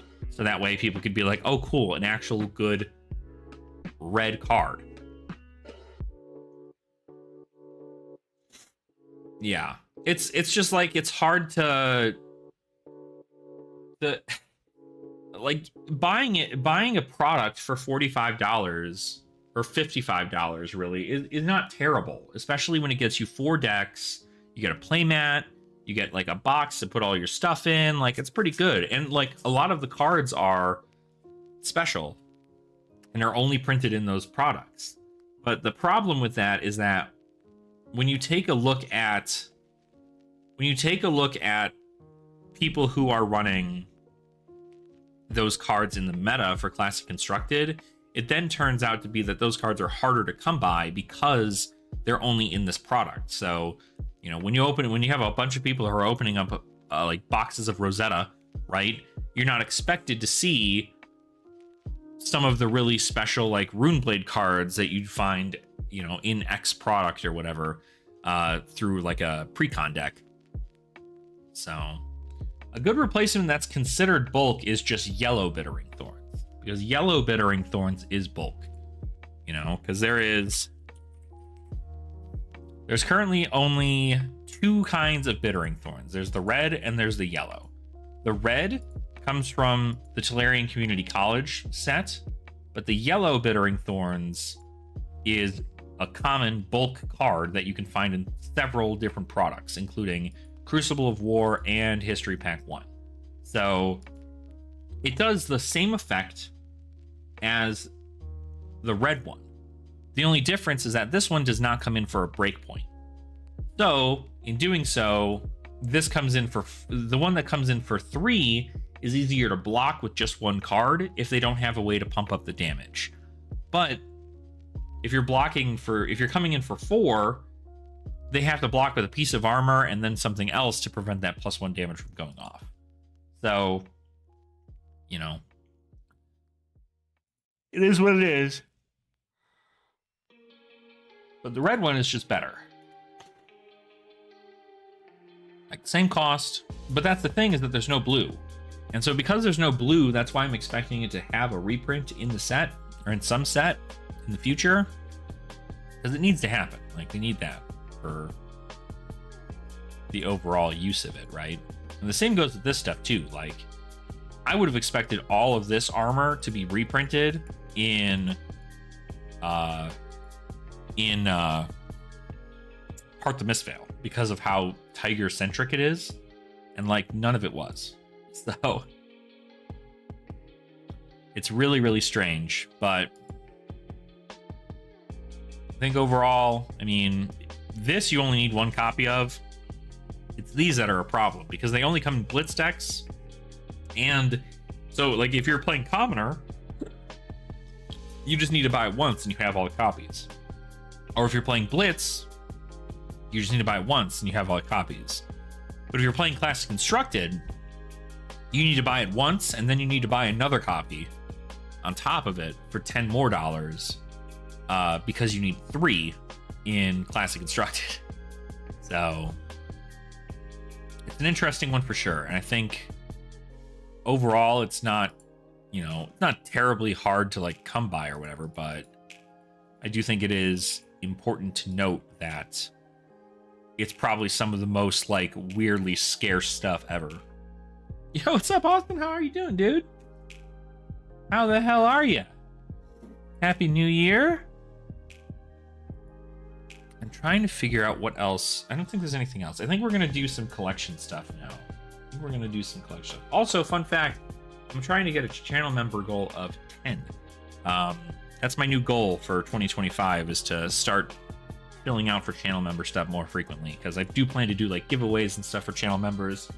So that's there if you want to become one. So I'm a local tonight in North. I don't think so. Like, I hadn't expected it to fire for 1, but for 2, my roommate is actually making dinner tonight, and I would hate to miss that because he's working really hard on the dinner tonight. So I don't want to pop out and be like, all right, let's go, you know, we can go play tonight, even though this is like such a great opportunity to do so.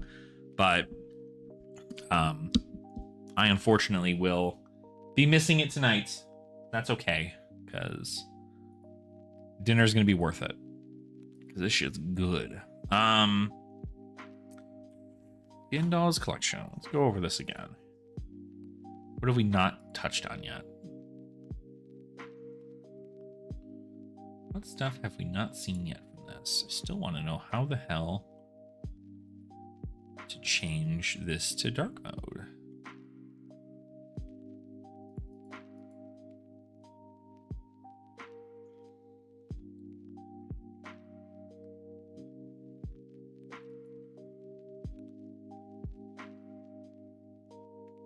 Oh, still no dark mode. Very sad. Oh well, that's fine. Terra landed a comfy spot. I think it was pretty comfy. I think it certainly was comfy enough. I was happy enough with it. You know, a lot of it is just like, can you get thump and some extra damage off? And I believe we have enough earth cards to make sure we're always going to be getting a extra might on our turn. So it's pretty much just block 6, send whatever we can have available, or it's block 5 or block 3, send, you know, 11. And then it's like, okay, cool, we get to rip a card from their hand. Like, pretty good. And then pummel, obviously, we can pummel too. Let me see here. Yeah, absolutely. I think we just made it link only. So let me go ahead and I'll get this to you real quick, actually.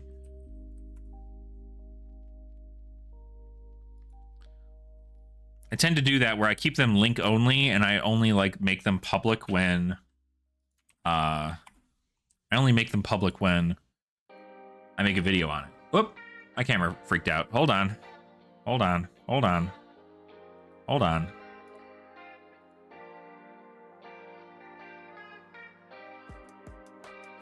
There we go. I'm back. Camera freaked out on me. Okay. Anyhoozle. MST, Rosetta, missed fail. So now we're just looking at... we need the heavy hitter stuff. Actually, I think I need to redo my... I need to redo how this looks. Because I think my cards are out of order. No. We're going to do that instead. Take a look at that missed fail sets. Yeah, sledge, dude. We're sledging. We're sledging. I was like, yo, Titan's Fist's cool and everything, but like, I feel like sledge is just like the move for that. It just seems so right. It seems so correct to do that.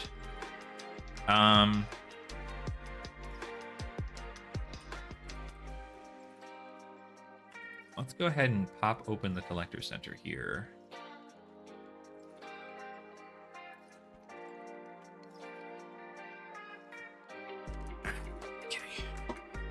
Then I'm going to fix my camera here so we can see my thing.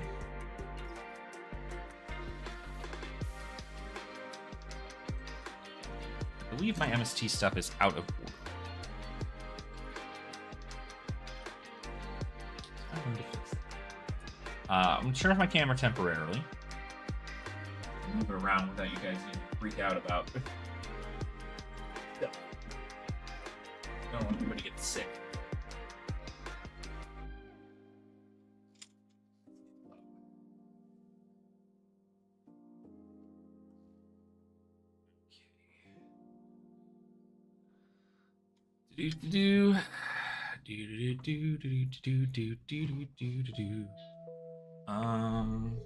Really questioning what's going to show up on my camera when I first do this. We'll see.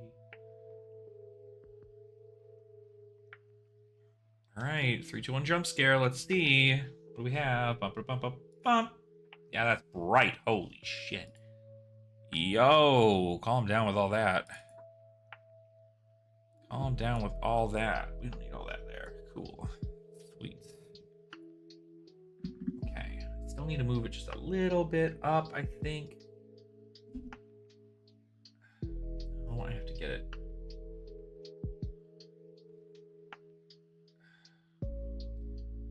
Too far back.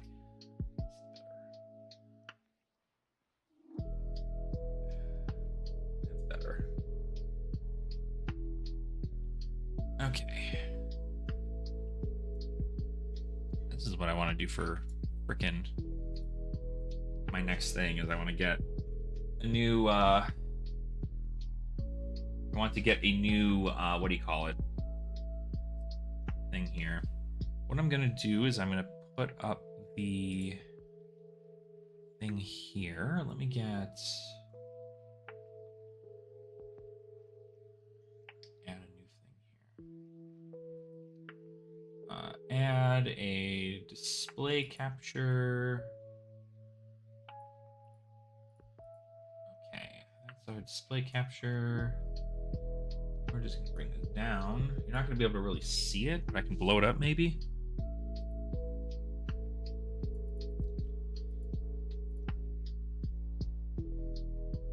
Fine. I don't know that it's gonna be like enough to be crazy, but can I'm gonna full screen this, I think.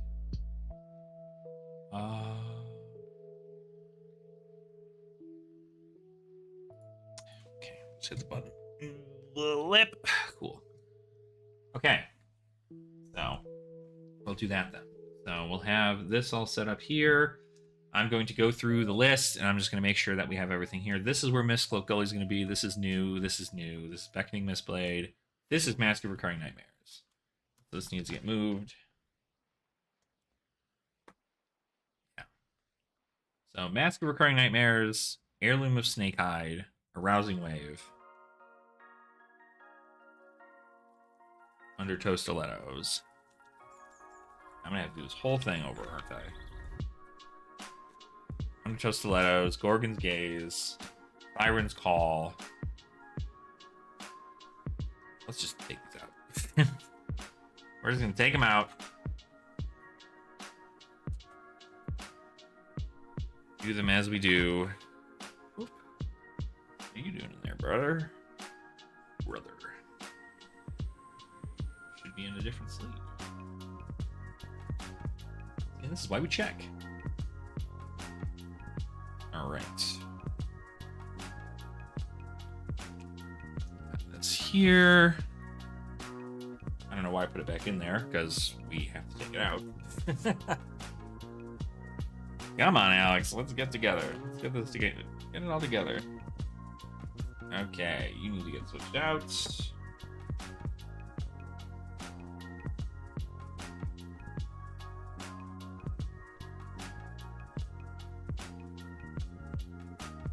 That's the other thing I did with this, is I put a lot of these, like, the non-foil ones behind it.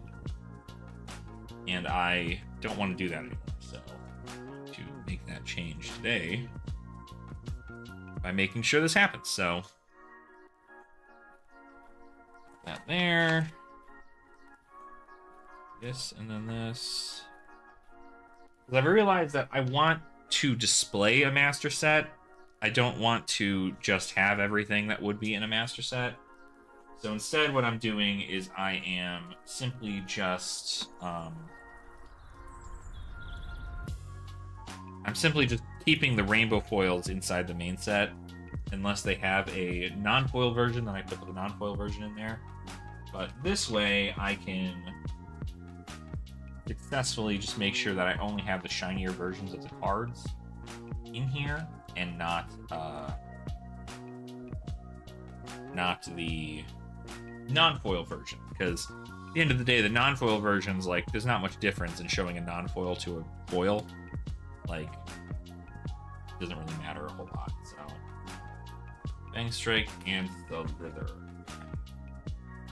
So, if we do that in this scenario, let's just get the cards down. Stamp promos and such in the set as well. Oh, from drafts at Pro Tours and stuff? No.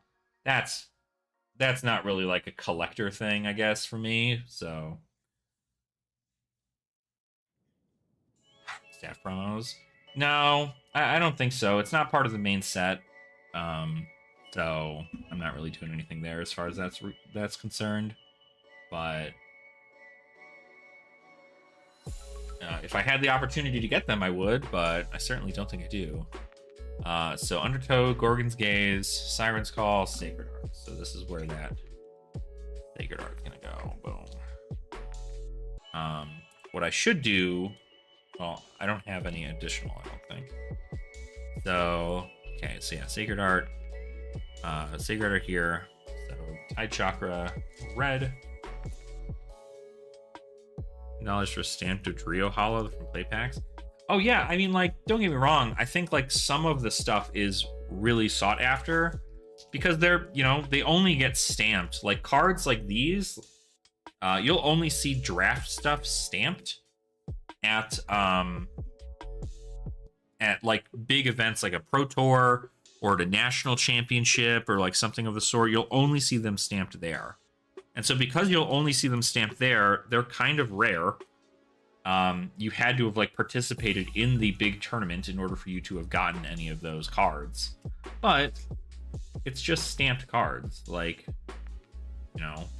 it'd be different if it was like a stamped legendary or something. Then I'd be like, all right, that's probably something. But stamped commons, I don't think that's anything I need to worry about right now.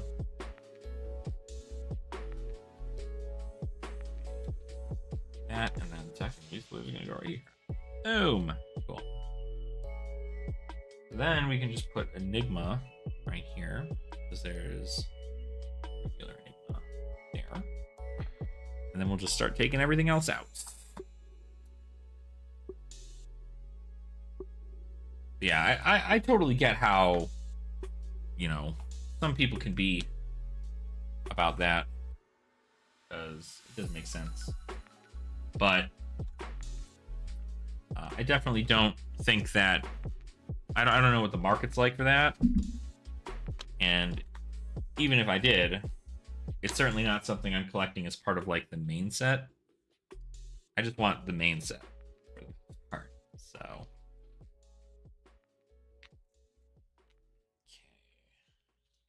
Here. This goes in here.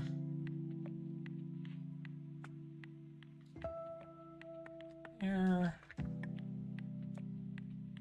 I'm happy I'm doing this too, because like I don't like this whole non-foil and stacking stuff on top of one another kind of deal. As much as I thought I initially liked it, because it's like cool, I get one on top of the other, and like it's just common, so it's not the end of the world. But from like a what do you call it? A freaking supply perspective, like, you know, there's so many of these cards that are in non-foil that I'm having to take out, and also take out of their double sleeve. They're, you know, they have a perfect fit on these as well, and I'm just like, I could use those perfect fits for other sets. I have to do it with just this one here too, so I'd much rather just make sure that we get the foils squared away, and then good to go from there.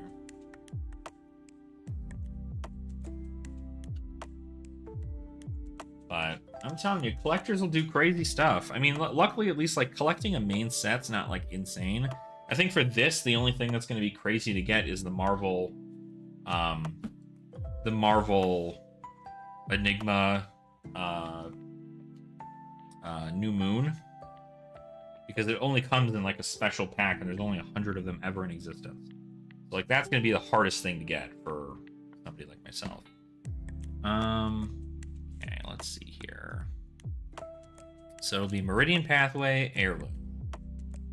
Right there. Truth Retold.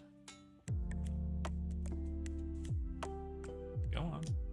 All right, this is the right page. Yes.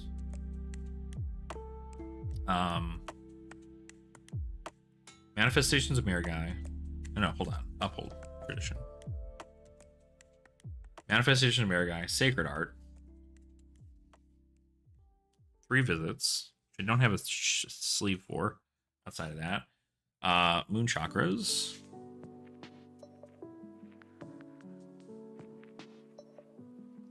Moon Chakras.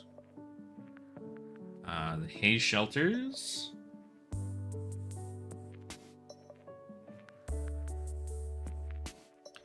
And then the Waning Vengeances.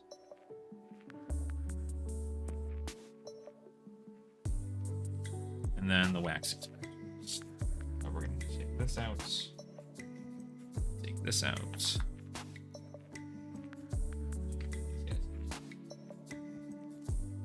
There's one thing I hate about binder organization for Flesh and Blood. It's that the cards don't ever... cards don't ever line up like they should. They never line up like you want them to. You have to make do with what you got.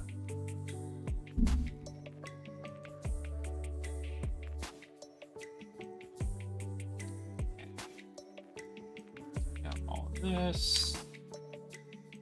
Changes here to these.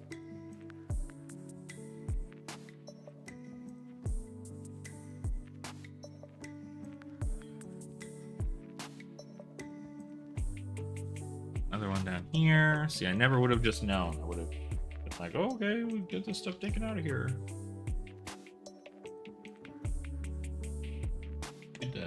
Good to go through your binder every now and again and just go, okay, cool. Change up these things here. Okay. Harmony of the Hunt. Oop.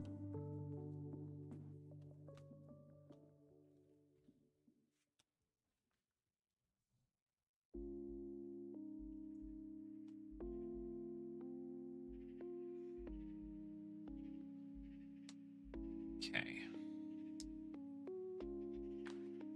Here. Here. Like, we still have quite a while to go before we're done with this. I know that people who are looking to assist with the commons and rares in regards to finding that bulk forming in these. Well, that's something I want to check too when I get the chance. If anybody's available to tell me what the hell a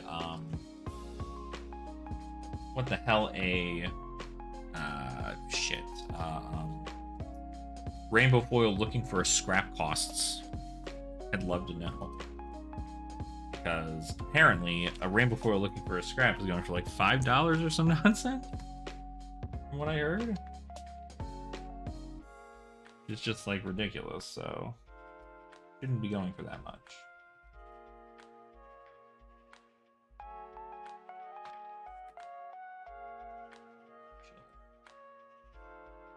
Chill.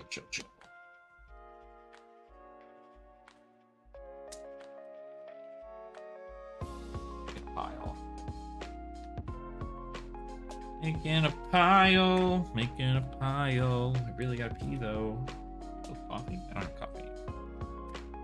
Good to know. No longer have coffee. Guess I'll cry.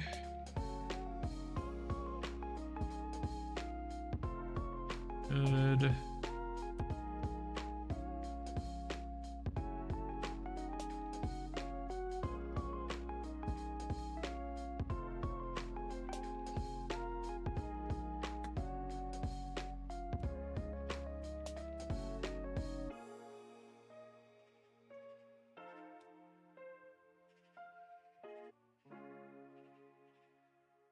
There.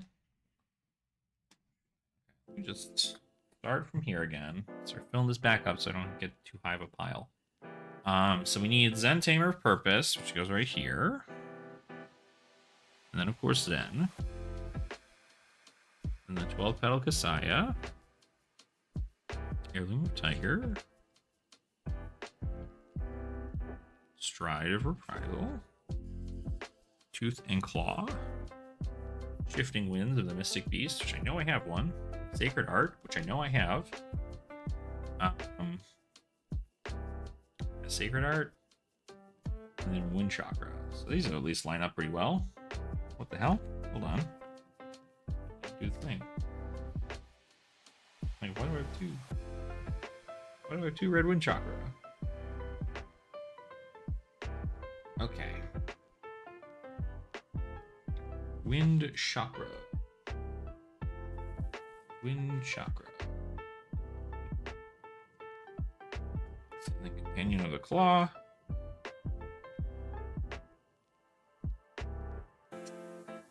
Yeah, I like it when I line up like this. When it's the best. But in order for that to happen, you have to like make like gaps in your shit, and it's just like it doesn't look good. So I'm gonna hunt Tiger Form Incantation.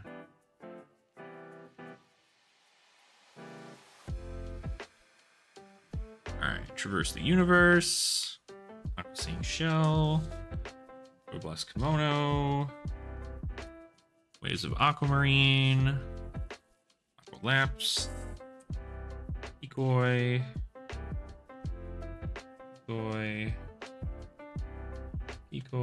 And Kikoi.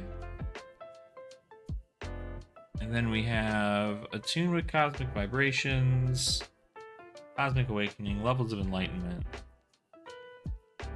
Unravel Aggression, Against Blue Mist, Orahan of the Mystic Tenets.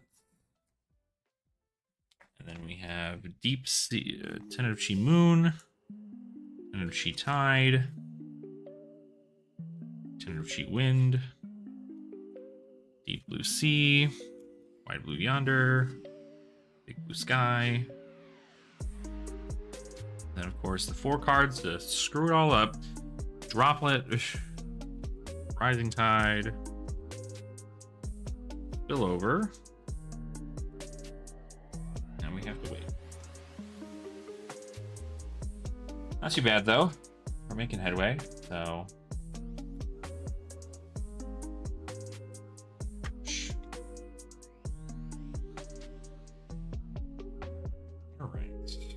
A good beginning to the year is to organize your stuff, right?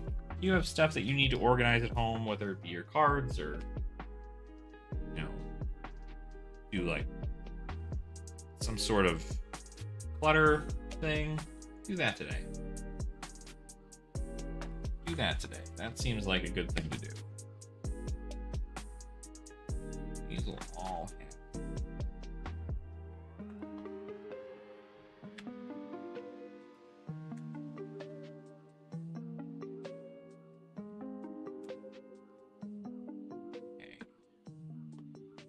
Stir the pot. Go.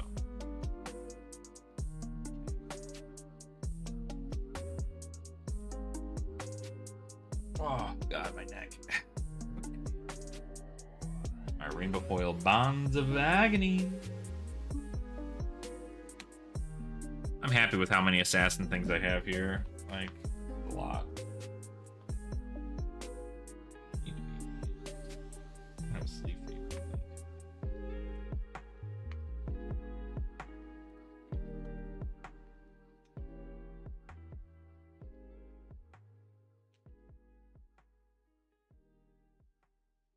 So excited for my commoner event on Saturday. It's gonna be so much fun. I do think I might play KO. I might bring that KO deck just because, like, I think it's so funny going into an event being like, cool, I roll a 6, I'm coming in for 15. What? You get to do what now?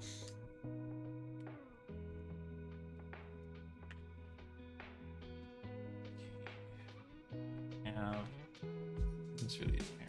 Let's run out of sleeves right around this point. I just don't have any stuff for this. Bonds, bonds, bonds, desire. It's starting to hurt my arm. It's starting to hurt my arm. Getting old is crazy.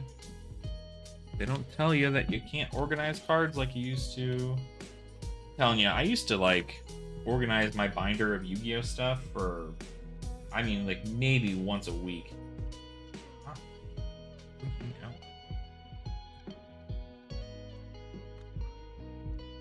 Maybe like once every other week I would do it. You both from someone online. Nice. There you go. Alphabetical order by set. Not sure it's the best way to go. I think that's how I do it. I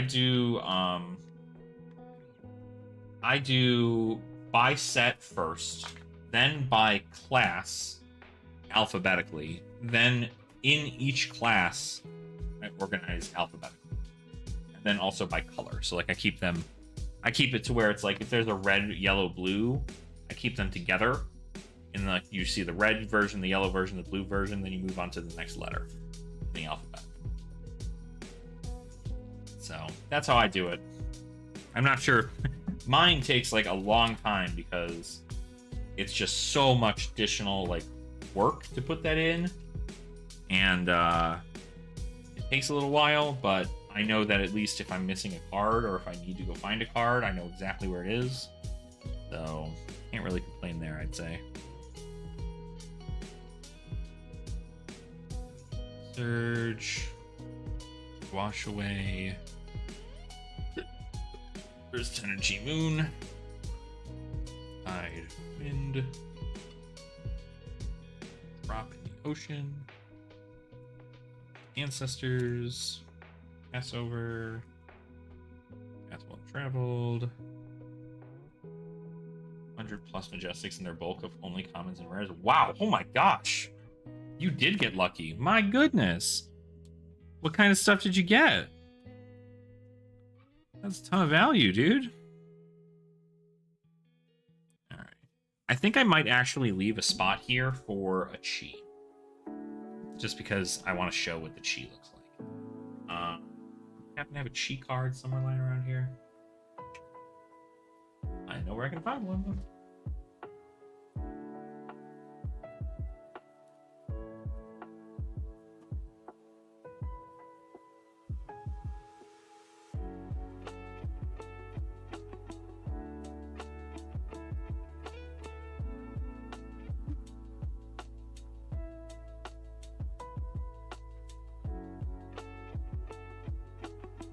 Show off stuff here.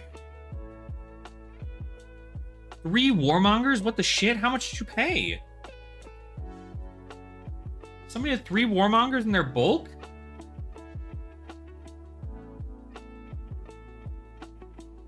Oh my god.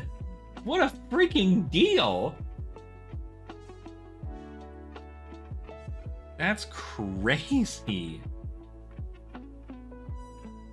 Yeah, right.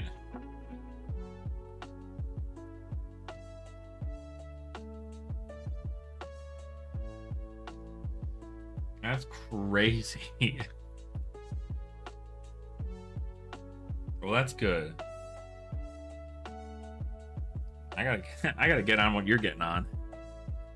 Buying a whole bunch of bulk and then just having somebody else be like, yeah, I didn't want to look through it, so here you go. Justinic, Art of Desire Body, Desire Mind, Bonds of Attraction. $200 seemed like a good deal for the amount of cash. I mean, you paid. I mean, like those Warmongers in there, if they're like actually real cards, like those are about like $80 a piece. So in theory, I guess you didn't really overpay, but if you, I guess if you did not know that, you know, you didn't know about all the Majestics and stuff in there. Yeah, Bonds of Memory, Desire of the Flesh, Pulse of Desires.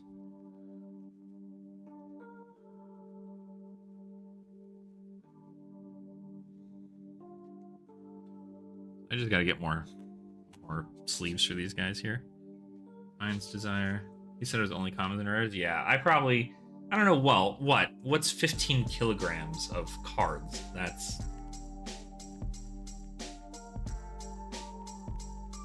I don't know how many of that is in pounds off the top of my head. I'm really bad at conversion rate, but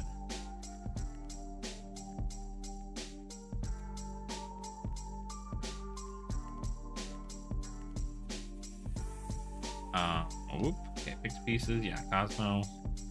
10,000 reunion, which I do think I own one now. 30, 35 pounds. Yeah, that's a lot.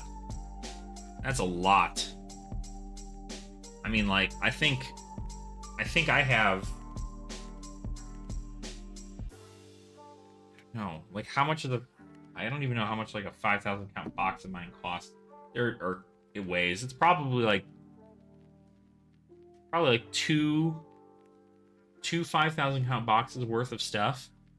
And if you consider next time you're buying bulk, if you're ever curious, right, the rate bulk normally goes for is it's like $5 for every like 1,000 cards or something. So if you got 10,000 cards, you're looking at about $50 is where like you should be looking at. So in case you're ever curious,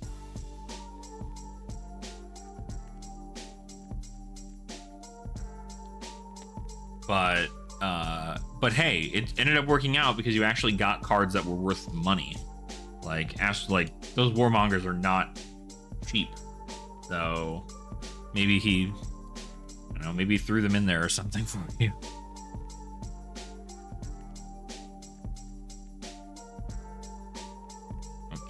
That's that. Inspector. Whoop. Whoop. Left. We're on to this, so which means we only have Illusionist and Ninja and Generics.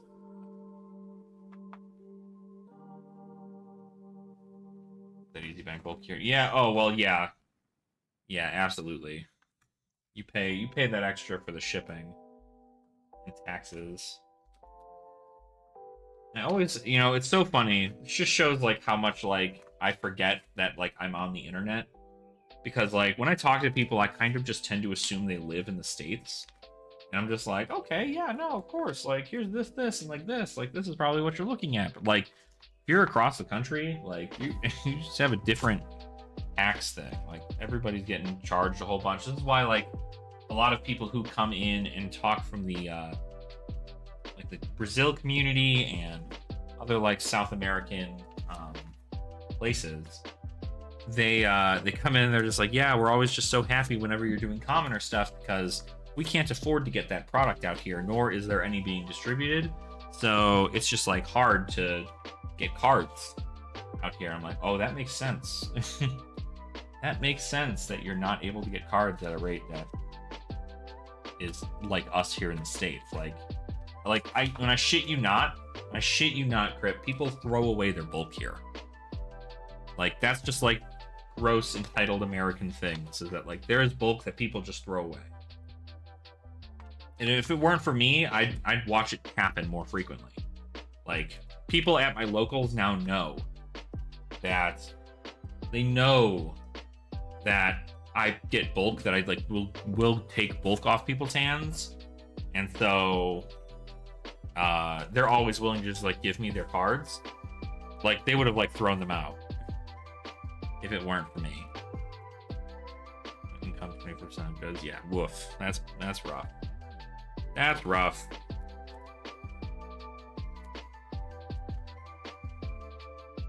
But you guys have, universal health care. That's a perk, I guess. You don't have to worry when you break a leg or you get sick.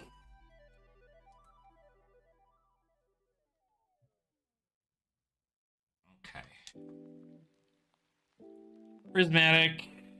This guy, I think we're at the point now where a lot of these are getting to be pretty almost clear out of this, so this is a good setting. But oh yeah, dude, Bulk King's great. TCG Bulk Kings. He's one of the few people I had that when I started doing TCG player stuff, they had they had a whole bunch of stuff, and they were talking about how to properly sell bulk online and like what things you want to look for, and it was incredibly insightful. It really helped a lot in regards to like me finding out what my floor is for some cards or what my ceiling is. And this was back when I was playing Magic and like looking to sell Magic cards. So, but I think that overall, like bulk is just such like a low represented value thing because there's so much of it. But the crazier part is that like in Flesh and Blood, with the amount of people who throw away their bulk or the amount of people who just like don't care enough to keep their bulk, it is insane to think that people will throw it away and then like they can't find a card they need, so they have to go buy it online. They buy it for like 10 cents or like 15 cents because the people who are selling that bulk are just like, yeah, well, you're not going to open product for it. So there's that.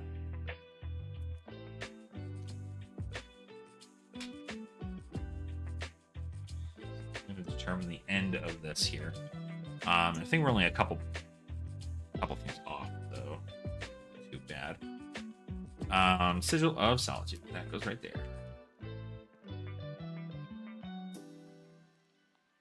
Solitude, single-minded determination.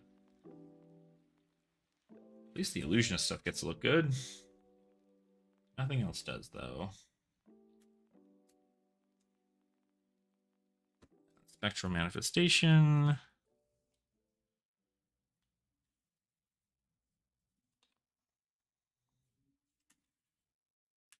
And then Vengeful Apparition. And then Spectral Shield and Tiger Taming Kikara. Tiger Taming Kikara. The Mask of Wizened Whiskers. Chase the Tail. Maul. Territorial Domain. Lots of the cards are very good for playing. Oh, absolutely. Absolutely. Yeah, like bulk magic cards are mainly good for like Pauper, right? And even then a lot of them don't see play. But bulk here for Flesh and Blood, like you can make a pretty nice competitive deck, even in Classic Constructed with just like rares and commons. So it's very, very cool. That's why I like it a lot. Yeah, like Pokemon Bulk, don't get me wrong, Pokemon Bulk I think is great because Pokemon Bulk you can still build like competitive decks with most of the bulk, right? Because like most of the game costs nothing. You know, it costs you like nothing to play Pokemon. But, you know, at that point it's like, can I give it away to people? Right? You're giving it away. And that's because like Pokemon is so incredibly opened, right? Like so many people open up Pokemon, and because so many people open up Pokemon, there's a ton of bulk moving around. And so it's not as easy to be like, oh cool, like, you know, we need that card. Like most don't need that card. Flex Claws. Cool that Ninja gets to feel this way too. Let's go. Key. All right. Untamed.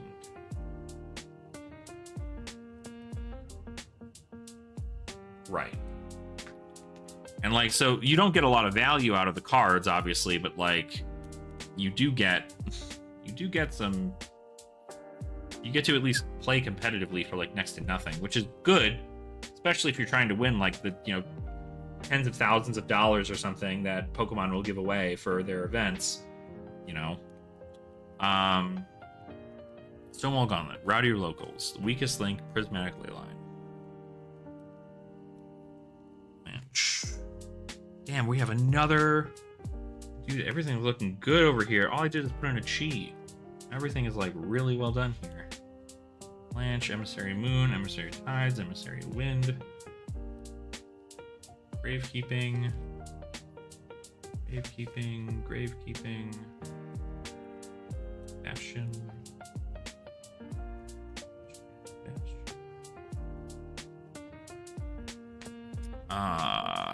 Fact-finding mission. Yeah, absolutely. I mean, that's what I mean, mainly like what I did is I built an Ira deck for Classic Constructed. And I was like, here, anybody who's like brand new to the game or like doesn't know what they want to play, like here's Ira. If you can win a game with Ira, here you can keep her, right? You can keep all the cards inside the deck.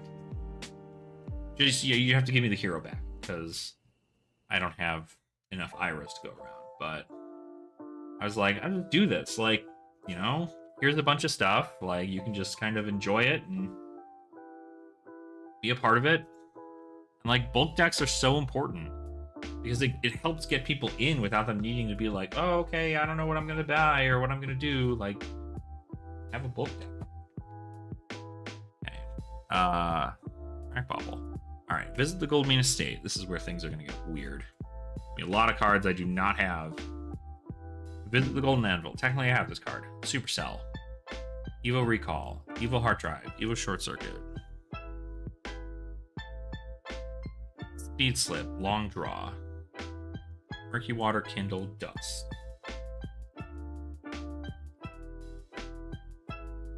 Shadow Realm Horror, Eloquent Eulogy. Then Enigma New Moon, Mask of Momentum. Final card. Okay. That actually looks really good. That's gonna look good. So then these, we can change stuff around because it's going to be different. So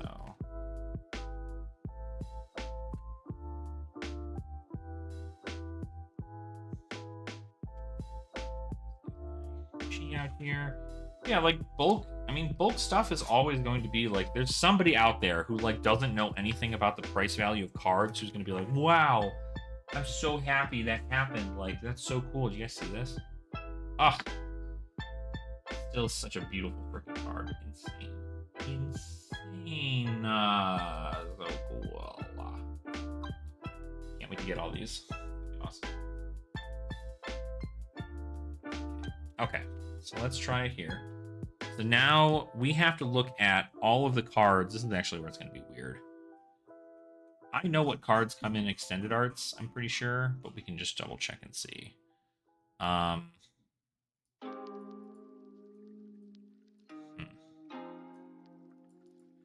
Okay, so Mistcloak Gully comes in cold foil. So that we're going to put Chi there for that. That's going to come in cold foil. And then we have new and new. Both news right here.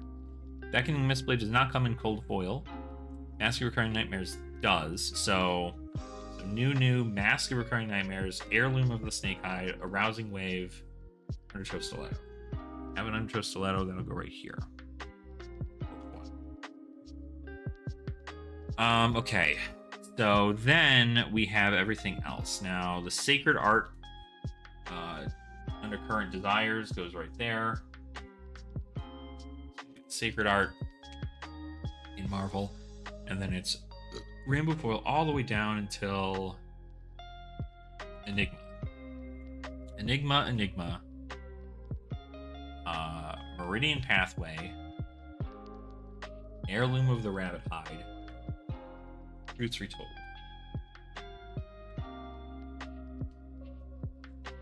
Uphold Tradition, which we don't have. Yeah, Uphold Tradition. The extended art Mirror Guy, right here. And then Sacred Art Lunar Shrine. Then nothing else. All the way until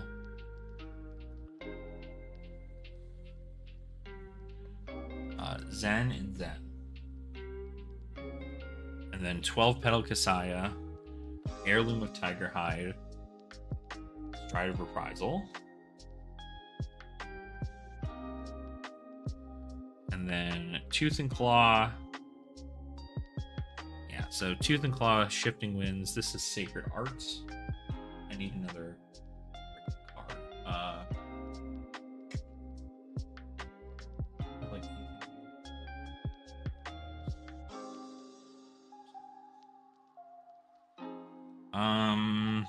Let's get another thing.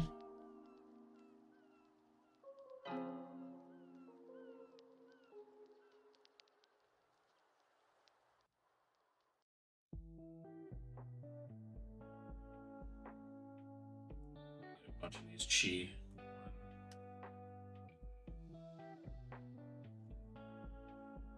Probably help me if I get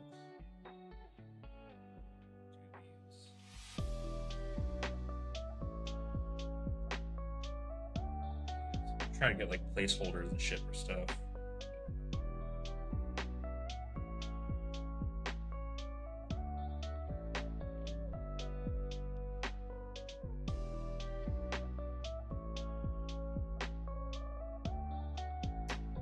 They're new.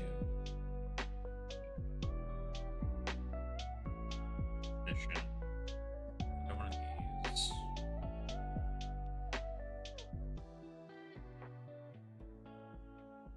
Mask.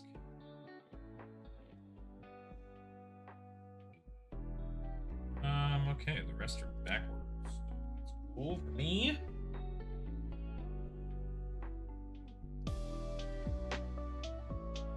Plus, no. Yes, actually, that's what we already have. That. Ancestry Body. Don't need any more new. Dreams, I think. Sky Body. Okay, don't have that. Boop, boop, boop, boop, boop, boop, boop.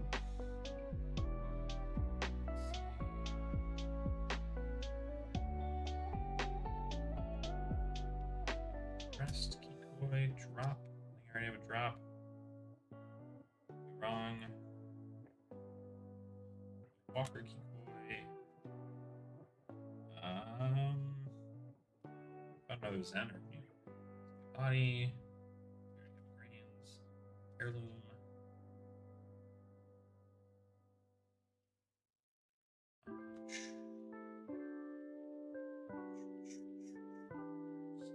Strike. There we go. Another Zen, another Enigma. Perfect. Rest.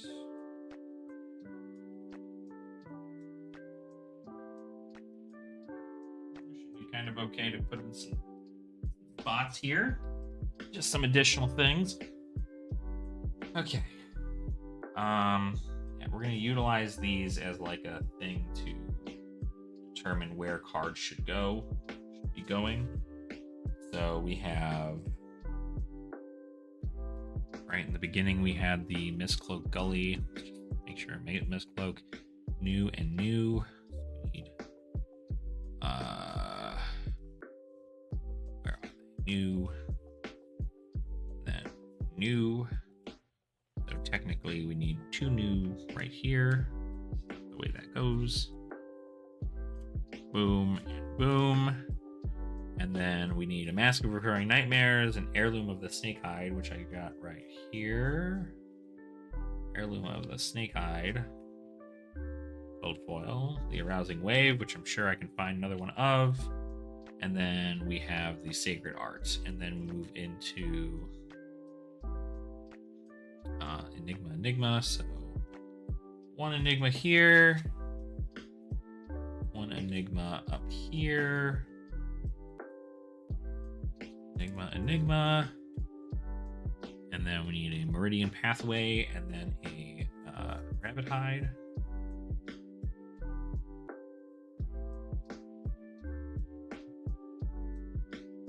Rabbit Hide. Truth Retold, Uphold Tradition, which I think got an Uphold Tradition in here somewhere. Uphold Tradition. Manifestations and Rainbow Foil, Sacred Art. Not 3 visits. This is Zen now, right? Yeah, Zen.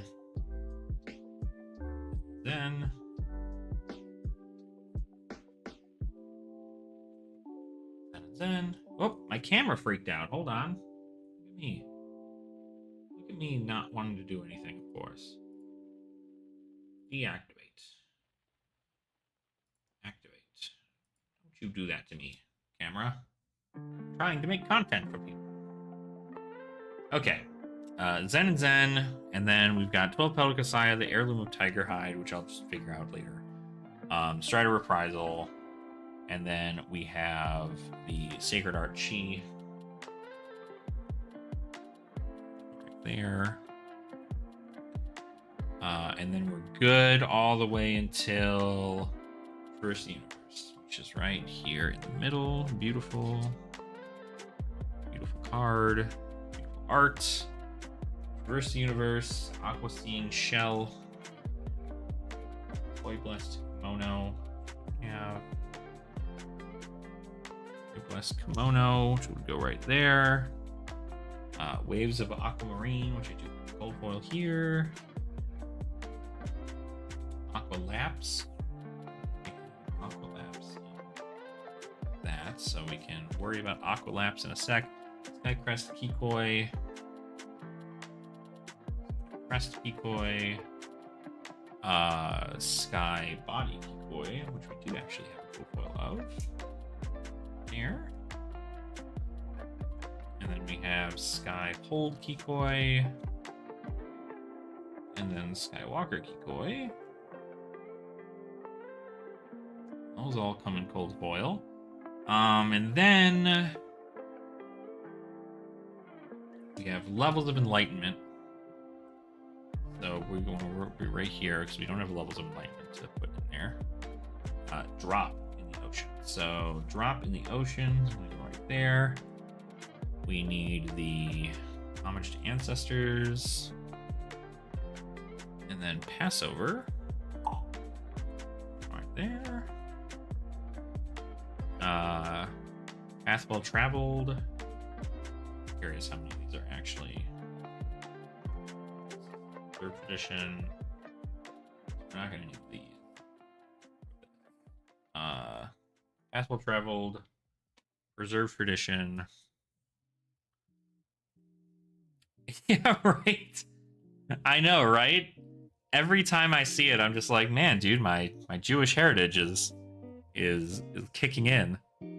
I'm always just like, oh man, I genuinely cannot wait until Passover comes around and I can just be like, yeah. But how you doing, Josiah? How you doing, my dude? Let me see. Rising Sun. That's right. Yep. Rising Sun. Stir the pot. Grains. Stir the pot. Grains. Yep. Grains. Cool. Cool. All right. That's all good there. So this is where we're looking at for our cold foils here. We're just doing some good old-fashioned organizing here. Just alphabetize your Rosetta Bell. There you go. I'm glad everybody's taking some time to organize on their days off. Back into the Ziploc it goes. Oh, man. You kill me with that. You kill me with it. But it's bulk. It's fine if bulk goes in a Ziploc. That's totally understandable. Alright, so there's nothing else all the way until, what? Mask of Wiz and Whiskers? I mean, we could maybe put the 2 spectral shields here. And then the mask. Spectral shields are special.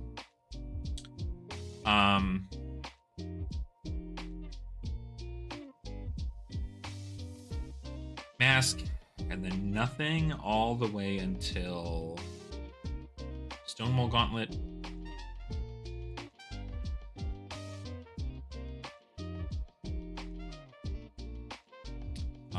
We can do Evo Recall, Evo Hard Drive, Evo Short Circuit, Evo Speed Slip, Long Draw Half Glove, and then Enigma New Moon. Marvel. Yeah, Enigma New Moon Marvel right there. So that'll be where it ends. So we can just do Chi here too. Actually, we could theoretically move everything over. We could put the Chi here. Move this over 1. Do what we did like the other one. And just put this here. Boom. Okay, so theoretically, we're kind of done, right? Now, did I do Eloquent Eulogy, Enigma this? So this should end right here. I'm not going to put the Marvel Enigma here. So Enigma, yeah, Eloquent Eulogy, Enigma New Moon, Mask Momentum. Yes, Commenter is going again on Saturday. I'm hoping to do it every single week if I can help it, unless Meh has something that's happening that like we just can't do. But yeah, it is happening, as far as I know. Everybody else seems to be super excited about it, so I'm happy to continue inviting people and running it and stuff like that, so that way we can get more people interested in the format and just kind of hang out and have a good time. So okay. Not a terrible, I think we're done with this for right now. That, so I think we're okay. We're almost done. Some of it. Some of it still needs rainbow foil versions of itself. Like, obviously you can tell this needs one. I gotta tell you though, I don't know if I ever told you guys how like much I love this Mind's Desire. I love the foiling on this so much, it's insane. I don't know who to play Steamboat Bolton's early thing. He's like not entirely. Sure, you could play him. Like you could play Hatchet's Bolton and it'd be like a fun little thing. But I think most of the time, I mean, it's Commonder's just kind of one of those things like laid back, play some heroes, try some other things. If you want an idea on who's like the meta right now, you could play Chain, Icelander, Ira, Bravo, Terra, Enigma. Kasai, I think, is actually not too terrible. or you can play Olympia. A Decimator Great Axe Olympia is actually really good into the format. So you could play Decimator Great Axe Olympia. That's a warrior. But it's the best part about Commoner is that, like, if you're trying to get a new deck, it's like $20 maybe, if that. And if you have most of the bulk already, it cuts out like a lot of the costs. So many cards here I need to get. Stonewall, Weakest Link. I have a Weakest Link. I'm just using it right now, so it's not going anywhere. See, I wish every one of the pages would just look like this. This is what I want. Every one of these pages. I want this. I want this. Like, this is bad. I hate this. But it's like, cool, we got it. We got it set up here. This worked out totally fine. We're like, this is a little messy, but then it's like Majestic, then back into this, and then it looks like this. And then we got this. Like this. Everything looks good. We got a bunch of gaps back here for this stuff. Overall, and then these are just going to be our cold foils. This is Mistlook Gully, 2 new, the adult and the young. Marvel, we have the extended art, Mask of Recurring Nightmares, the heirloom here, Rousing Wave cold foil, Understow cold foil, Sacred Art in Marvel, Enigma. This is Meridian Pathway in cold foil. These guys. This is Miragai, and then the Sacred Art. And then we've got 12 Petal Kasaya, the Sacred Art. No, this is the Sacred Art. Zen, 12 Petal Kasaya. What's this card?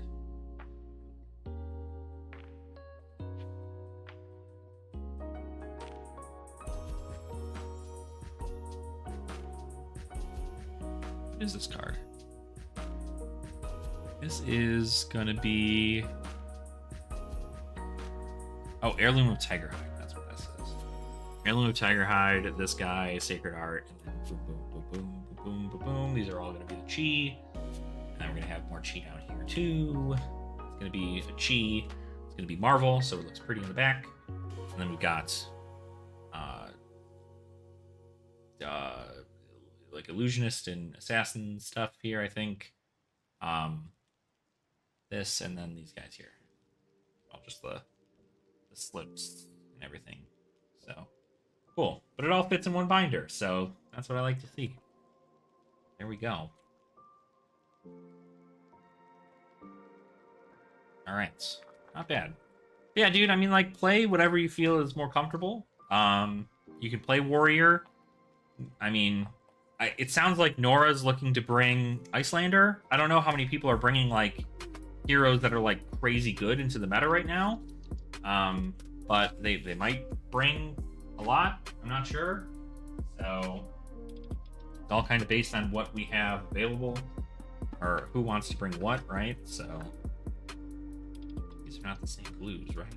So, more sleeves that I can use for my commoner decks. What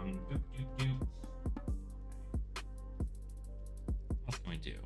I'm gonna go use the bathroom quick. I'll be right back. Give me a sec here.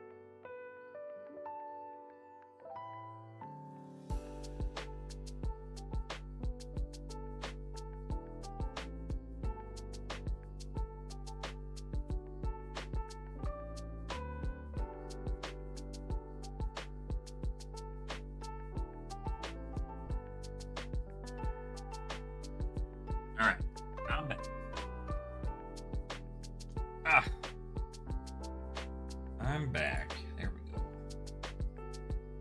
Kind of thinking Verdant's pretty middle of the pack. She's not too bad. I mean, I have a Verdant's list for her.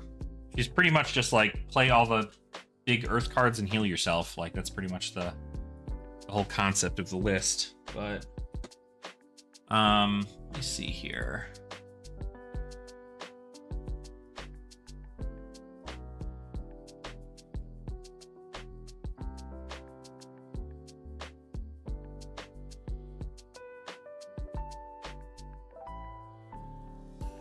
I need to go over my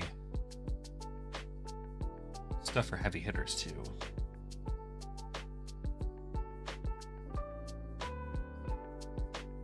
I think we're... Oh, I think... Real question. How are we looking with this? This has got a lot of... Like, I wanted to put these cards in here so they emulated like what it looked like to have the cards. Which I like doing. I think it's nice. I want to know what this binder would look like when it was filled. So definitely need a lot of heavy hitters bulk too. The rainbow foils and stuff.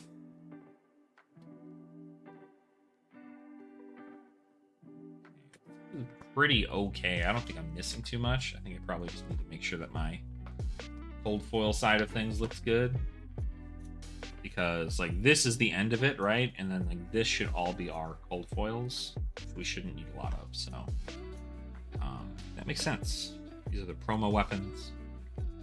Boop doop doop boop boop boop boop boop. Here it is. Just one of. I would like a playset of each card in non-foil if I can help it. And then, you know, a playset of like a legendary would be like the rainbow foil version, like 2 of the rainbow foil versions and then 1 of the cold foil version. So that is, that's what I do for like, because you want to be able to have like a playable amount of the cards and then you want to have cards for a collection, right? So when it comes to legendaries, it just becomes a little expensive, but outside of that, if they come out with like a non-foil reprint version of it, it's much better because you don't have to worry about spending nearly as much. What's up, Fallout? I have answers if you have questions. I might...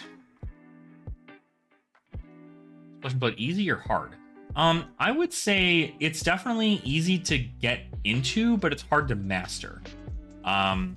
Like, there's plenty of things for you to like get, but like learning the intricacies of the game, like you have to be pretty, like there's a lot that goes into Flesh and Blood. So like you have to train pretty hard to like know where these intricacies lie and like how they work. This is why I knew I was going to do this, because I have to double here. So that's why I want to do this. That's why I want to do this. We're going to go through this here. Yeah, absolutely. Like, it's certainly not hard to collect Flesh and Blood. I'll give it that. Like, collecting Flesh and Blood is not difficult, but playing Flesh and Blood is has its ups and downs for sure. But I think it's mainly ups, you know, personally. Yeah, get these out of here. So if I have something in rainbow foil, I probably have it in non-foil. If that's the case, I need to take it out of there. Yeah, it's such a fun game. I mean, seriously, it's super fun. Just like, you know, if you've never played a TCG before, it might seem a little daunting when you initially start, but it's pretty forgiving if you like, you know, at least the community is also really nice. So when it comes to community, you know, you don't have to worry about people being like, oh my god, like, I'm never going to learn because nobody wants to, like, give me advice. Like, people are always willing to give advice. You need to play Flesh and Blood? Yeah, there you go, okay. Yeah, I mean, like, it's definitely a little bit different compared to Magic, that's for sure. But, I do believe that the game is easy to learn, and especially if you have the knowledge of TCGs already, you know what, like, the combat step is going to be like, because you know how the stack works and all these other things. So understandable to see that and have that happen. Get all out of here. Happy we're going through this. I can make this binder significantly smaller. But, I make a ton of stuff on the channel here for people to be like, hey, like, start budget. You don't have to commit to all this other stuff first. Like, you can do all this other stuff and be totally comfortable playing these things. And so, but I'm definitely big on, like, big on making sure for these things. So, yeah, absolutely.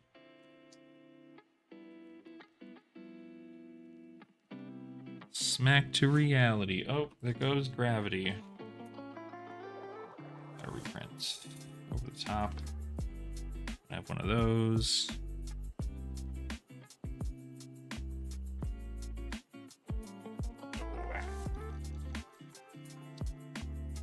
Okay. But yeah, I love this game to pieces. I think it's really just like a super incredible game. Card could be cheaper or expensive for Flesh and Blood. I would say that it's definitely quite expensive to get into the game if you're looking to play hyper competitively, simply because a lot of the like really powerful cards in the game are expensive. But that's kind of how the creator of the game wants it to be. Is they want the game to be like, they want really powerful cards to retain value on the secondary market, and so in doing so, a lot of these cards, they either don't see a lot of reprints, or like the reprints they see are still like hard to get. And so it's it can be a little expensive to get into it. But overall, not terribly expensive, I don't think. Are these rainbow foil or not? I don't see that they are, so got rainbow foil. The only one we have, so Pint, die, up the ante. That's not a rainbow foil. That's not a rainbow foil. That's a rainbow foil. Perfect. Here, rainbow foil. Here, rainbow foil. Yeah, and there's formats you can play also that are not like hyper competitive, like big formats, like Commoner, for instance. I was just talking with Josiah earlier about the Commoner event that we're doing at our locals on Saturday, and a lot of people seem to really enjoy it because like it allows for a level of expression that like CC does not afford. So you're able to make a lot of, like, you're able to play around with different heroes and not have to like get a lot of additional value, or not have to worry about like every card's pure min-maxed value or anything. It's just like fun.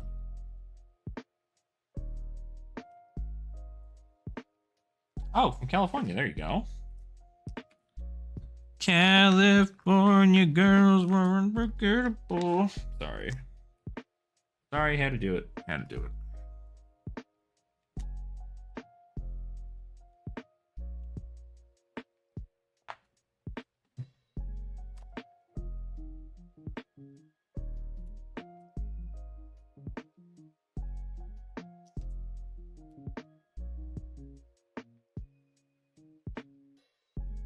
Okay.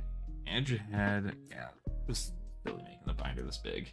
I was wondering why this was such a large binder, and now I realize that it's because every freaking slot is got double the cards in it.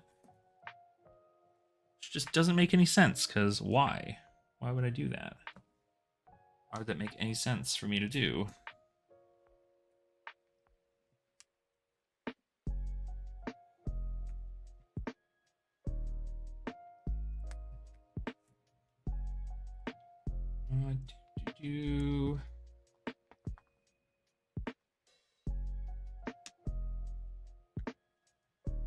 But I'm really excited to do more commoner stuff. think Commoner is a really great format that allows a lot of people to just kind of like enjoy the game for what it is and just hang out, have a good time, and chill out. And like we've gotten several people to already be like, yeah, I'll pitch in for a box if it means like people get to hang out and just vibe and stuff. So that's good. It's a good feeling.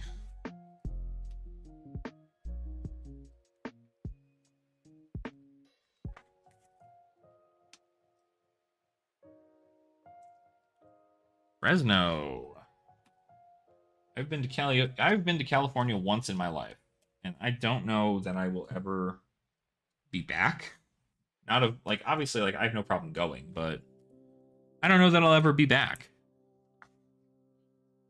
It's not a place I'm just like, oh man, I really miss going to California.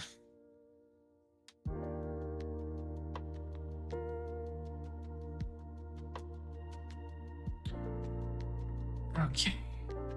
Should have like new heavy hitters bulk here too, actually, now that I think about it. So Hardy block. Eldrazi. Oh, okay.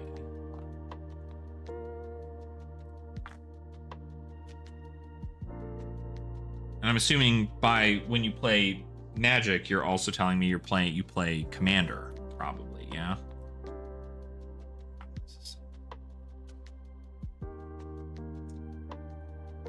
Yeah. Yep. Yeah. Most people do. Most people do.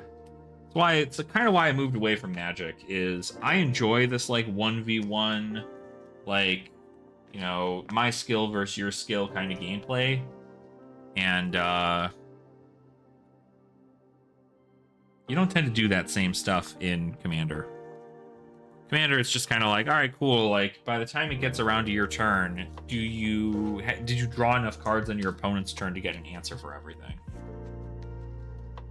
So it is interesting, but I mean, if people like it, they like it, right? So who am I to tell them what to enjoy? I forgot I had a standing order.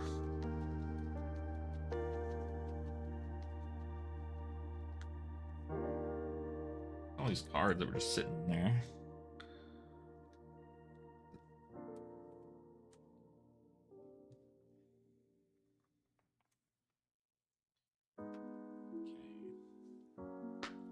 Reprints, not reprints. It's up here. There. Reprint. Not reprints. Thanks, Fall. Appreciate you. Happy 2025 to you as well. Hope you have a good one. See you around.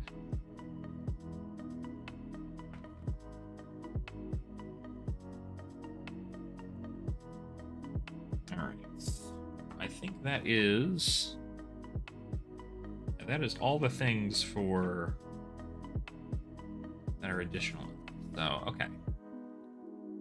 Immediately is going to feel lighter. We're going to have less cards in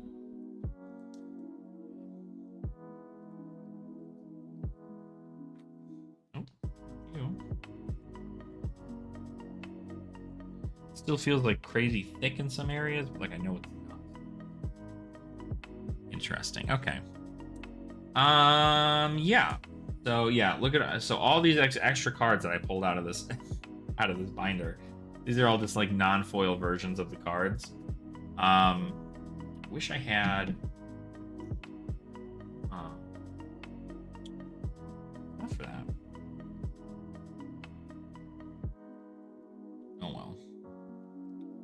Oh well. We could also just put, I mean, we put the non-foil versions in here, right? So what do we have? What am I missing? Theoretically, right? I'm missing, now that I'm thinking about it, like I put the Deathmatch Arena here in front because it's the only way that we did that, right? So this Deathmatch Arena in front. And then KO, Reinar, Mandible, Ballbreaker, Mini Meat Axe. I'll make sure you guys know what I'm looking at here. Boop. There we go.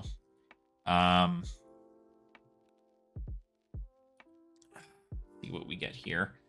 Yeah, Mini Meat Axe, Apex Bonebreaker, Rainbow Foil, Knucklehead, Monstrous Veil, Raw Meat, Send Packing, Show No Mercy, Cast Bones, Reckless Charge, No Fear, Beast Mode. Beast Mode, Pack All, Rawhide, Assault and Battery. It's always the piece de resistance is one day there's gonna be Ball Breaker Brute and everybody's gonna be like, oh man, why are you out here breaking my balls? Bear Fangs, Pack Hunt. Pound Town sounds like my fiance. Pound Town. She's not my fiance yet, but soon she will be. Wild Ride. Bonebreaker Bellow. Mashback. Okay, so these are still in good spot. Betsy. Victor. High Riser Millers. Arm Aegis. Stonewall. Gauntlet. Golden Glare. Good Time Chapeau. That's making sense. Stonewall Impasse. Gauntlets of Iron Will should be right here. Good Time Chapeau should be right here. Yeah, Gauntlets of Iron Will, Golden Glare, Good Time Chapeau, Stand Ground, Bet Big, Prime to Fight, Golden Sun, Boast, Trounce, Colossal Bearing. We've got Lay Down the Law, Smack of Reality, Over the Top, Stacked. Command, Cuss, Thunk, Wallop. Bop. Big. Pint. Cool. Like, this turned out so good. Like, this being the final thing, like, Heavy Hitters is such a good set. My god. Kasai, Olympia, Satari, Hot Streak, Parry Blade, Grains, Prized, Galea, Hood, Beckon Applause, Blade Flurry, Shift, Up the Ante Commanding Performance, Raise an Army, Cut, Fatal, Take, Agile, Vigorous, Draw, Edge, Engaged, Hold'em, Goblet, and then Centauri Sellsword. And then we got Might. Yeah, Gauntlet of Might, Talk a Big Game, Clash of Might, Battered, Test, Wall, Mighty, Rising, Wage, Lead, Flat Trackers, Runner, Clash, Take It on the Chin, Run Into Trouble, Test of Agility, Agile, Rising, Wage,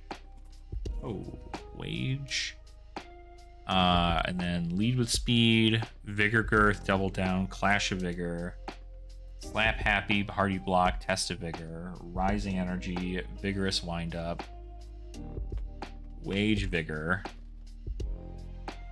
Lead with Heart, Balance of Justice,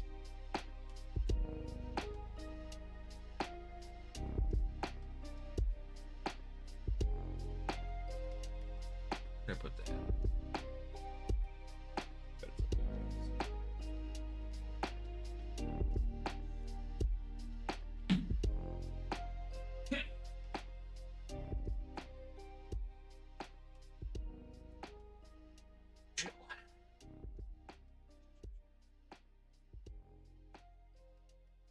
Not up here.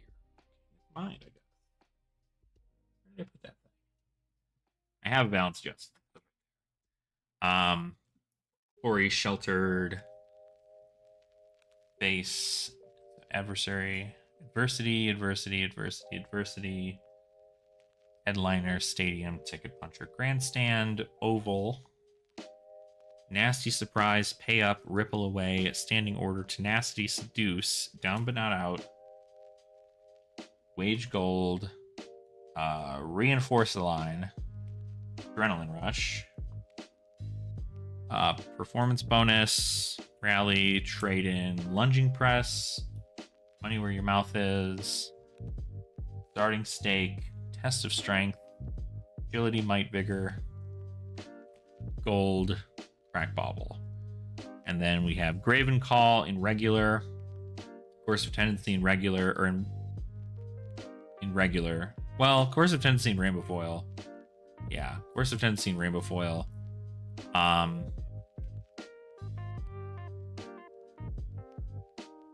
And then Ancestral Harmony, which I know I have one of. Evo Magneto in Cold Foil. So this should be a regular one there too. Evo Magneto, Judge Jury, Reel In, Rainbow Foil, Sonata Galaxia, Aether Arc, Dissolve Reality, Luminaris, and then the Perforated Token. And then we move into the next thing, which is none of the cards. I don't have anything from this, apparently. We want to look at... I wish I could get my heavy hitters like stuff up so I could look at it. Because we want KO, Ball Breaker Mini Medax, Apex Bone Breaker,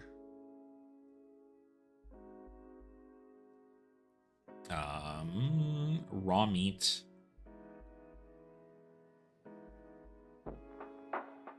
Betsy, Victor.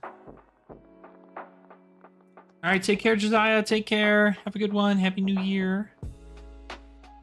High Riser, Millers, Oramagus, Stonewall Impasse, Gauntlets of Iron Will, Stand Ground,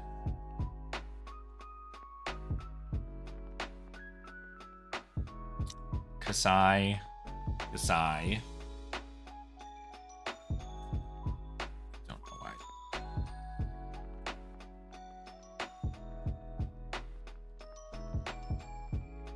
I messed it up. That's okay. We don't have anything to put in here anyway. So what's like the last cold foil to put in here, huh? Last one. Luminaris. Yeah, and it'll be fine. Okay. We have all this here too. Just took out. So now we have this. This is all set up. And then, yeah. All right. I think we're pretty good here for now. I've gotten my... gotten some commoner decks all set up and taken care of here. I've gotten my, my stuff organized a bit now. So we've got heavy hitters. We've got Hearth of Mistveil. We've got... Rosetta. Then some of the ones you have yet to see are Dust Till Dawn and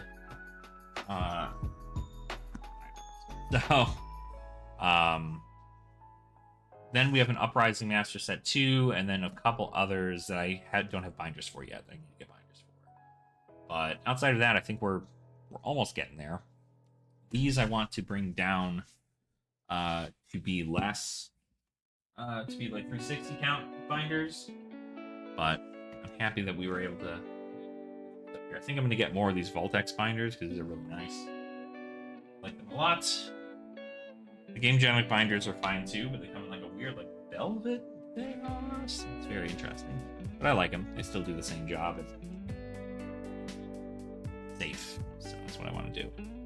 But anyway, I think I'm probably going to head offline here. We've been live for about 3 hours. Got a lot of stuff done today, so I'm very happy about that. I think what I'm going to go ahead and do is maybe get more cards together for Commoner, and then I'm going to be, I don't know, probably playing some video games, just enjoying some time, hanging out, drinking more coffee, and then good to go from there. So, but yeah, if any of you guys are looking to do this, we're looking to get a channel member goal for about 10 like, we'll consider it for the month, but I would like that to go up. So channel members, that'd be sick. If you guys can support that way, that's totally awesome. If not, no worries. I'm always appreciative no matter what, but that'll help. You know, we are going to have some channel member giveaways throughout the year this year. So if you are a channel member, you're going to get access to that, which is going to be great. But otherwise, you're just going to kind of continue to enjoy the content as is. But anywho, that's going to be me out of here. I hope you have a great rest of your day. Remember to always have fun in the flesh and blood. And I'll see all of you beautiful people as we continue on through the year 2025. So hopefully you have a happy new year and take care. We'll see you later.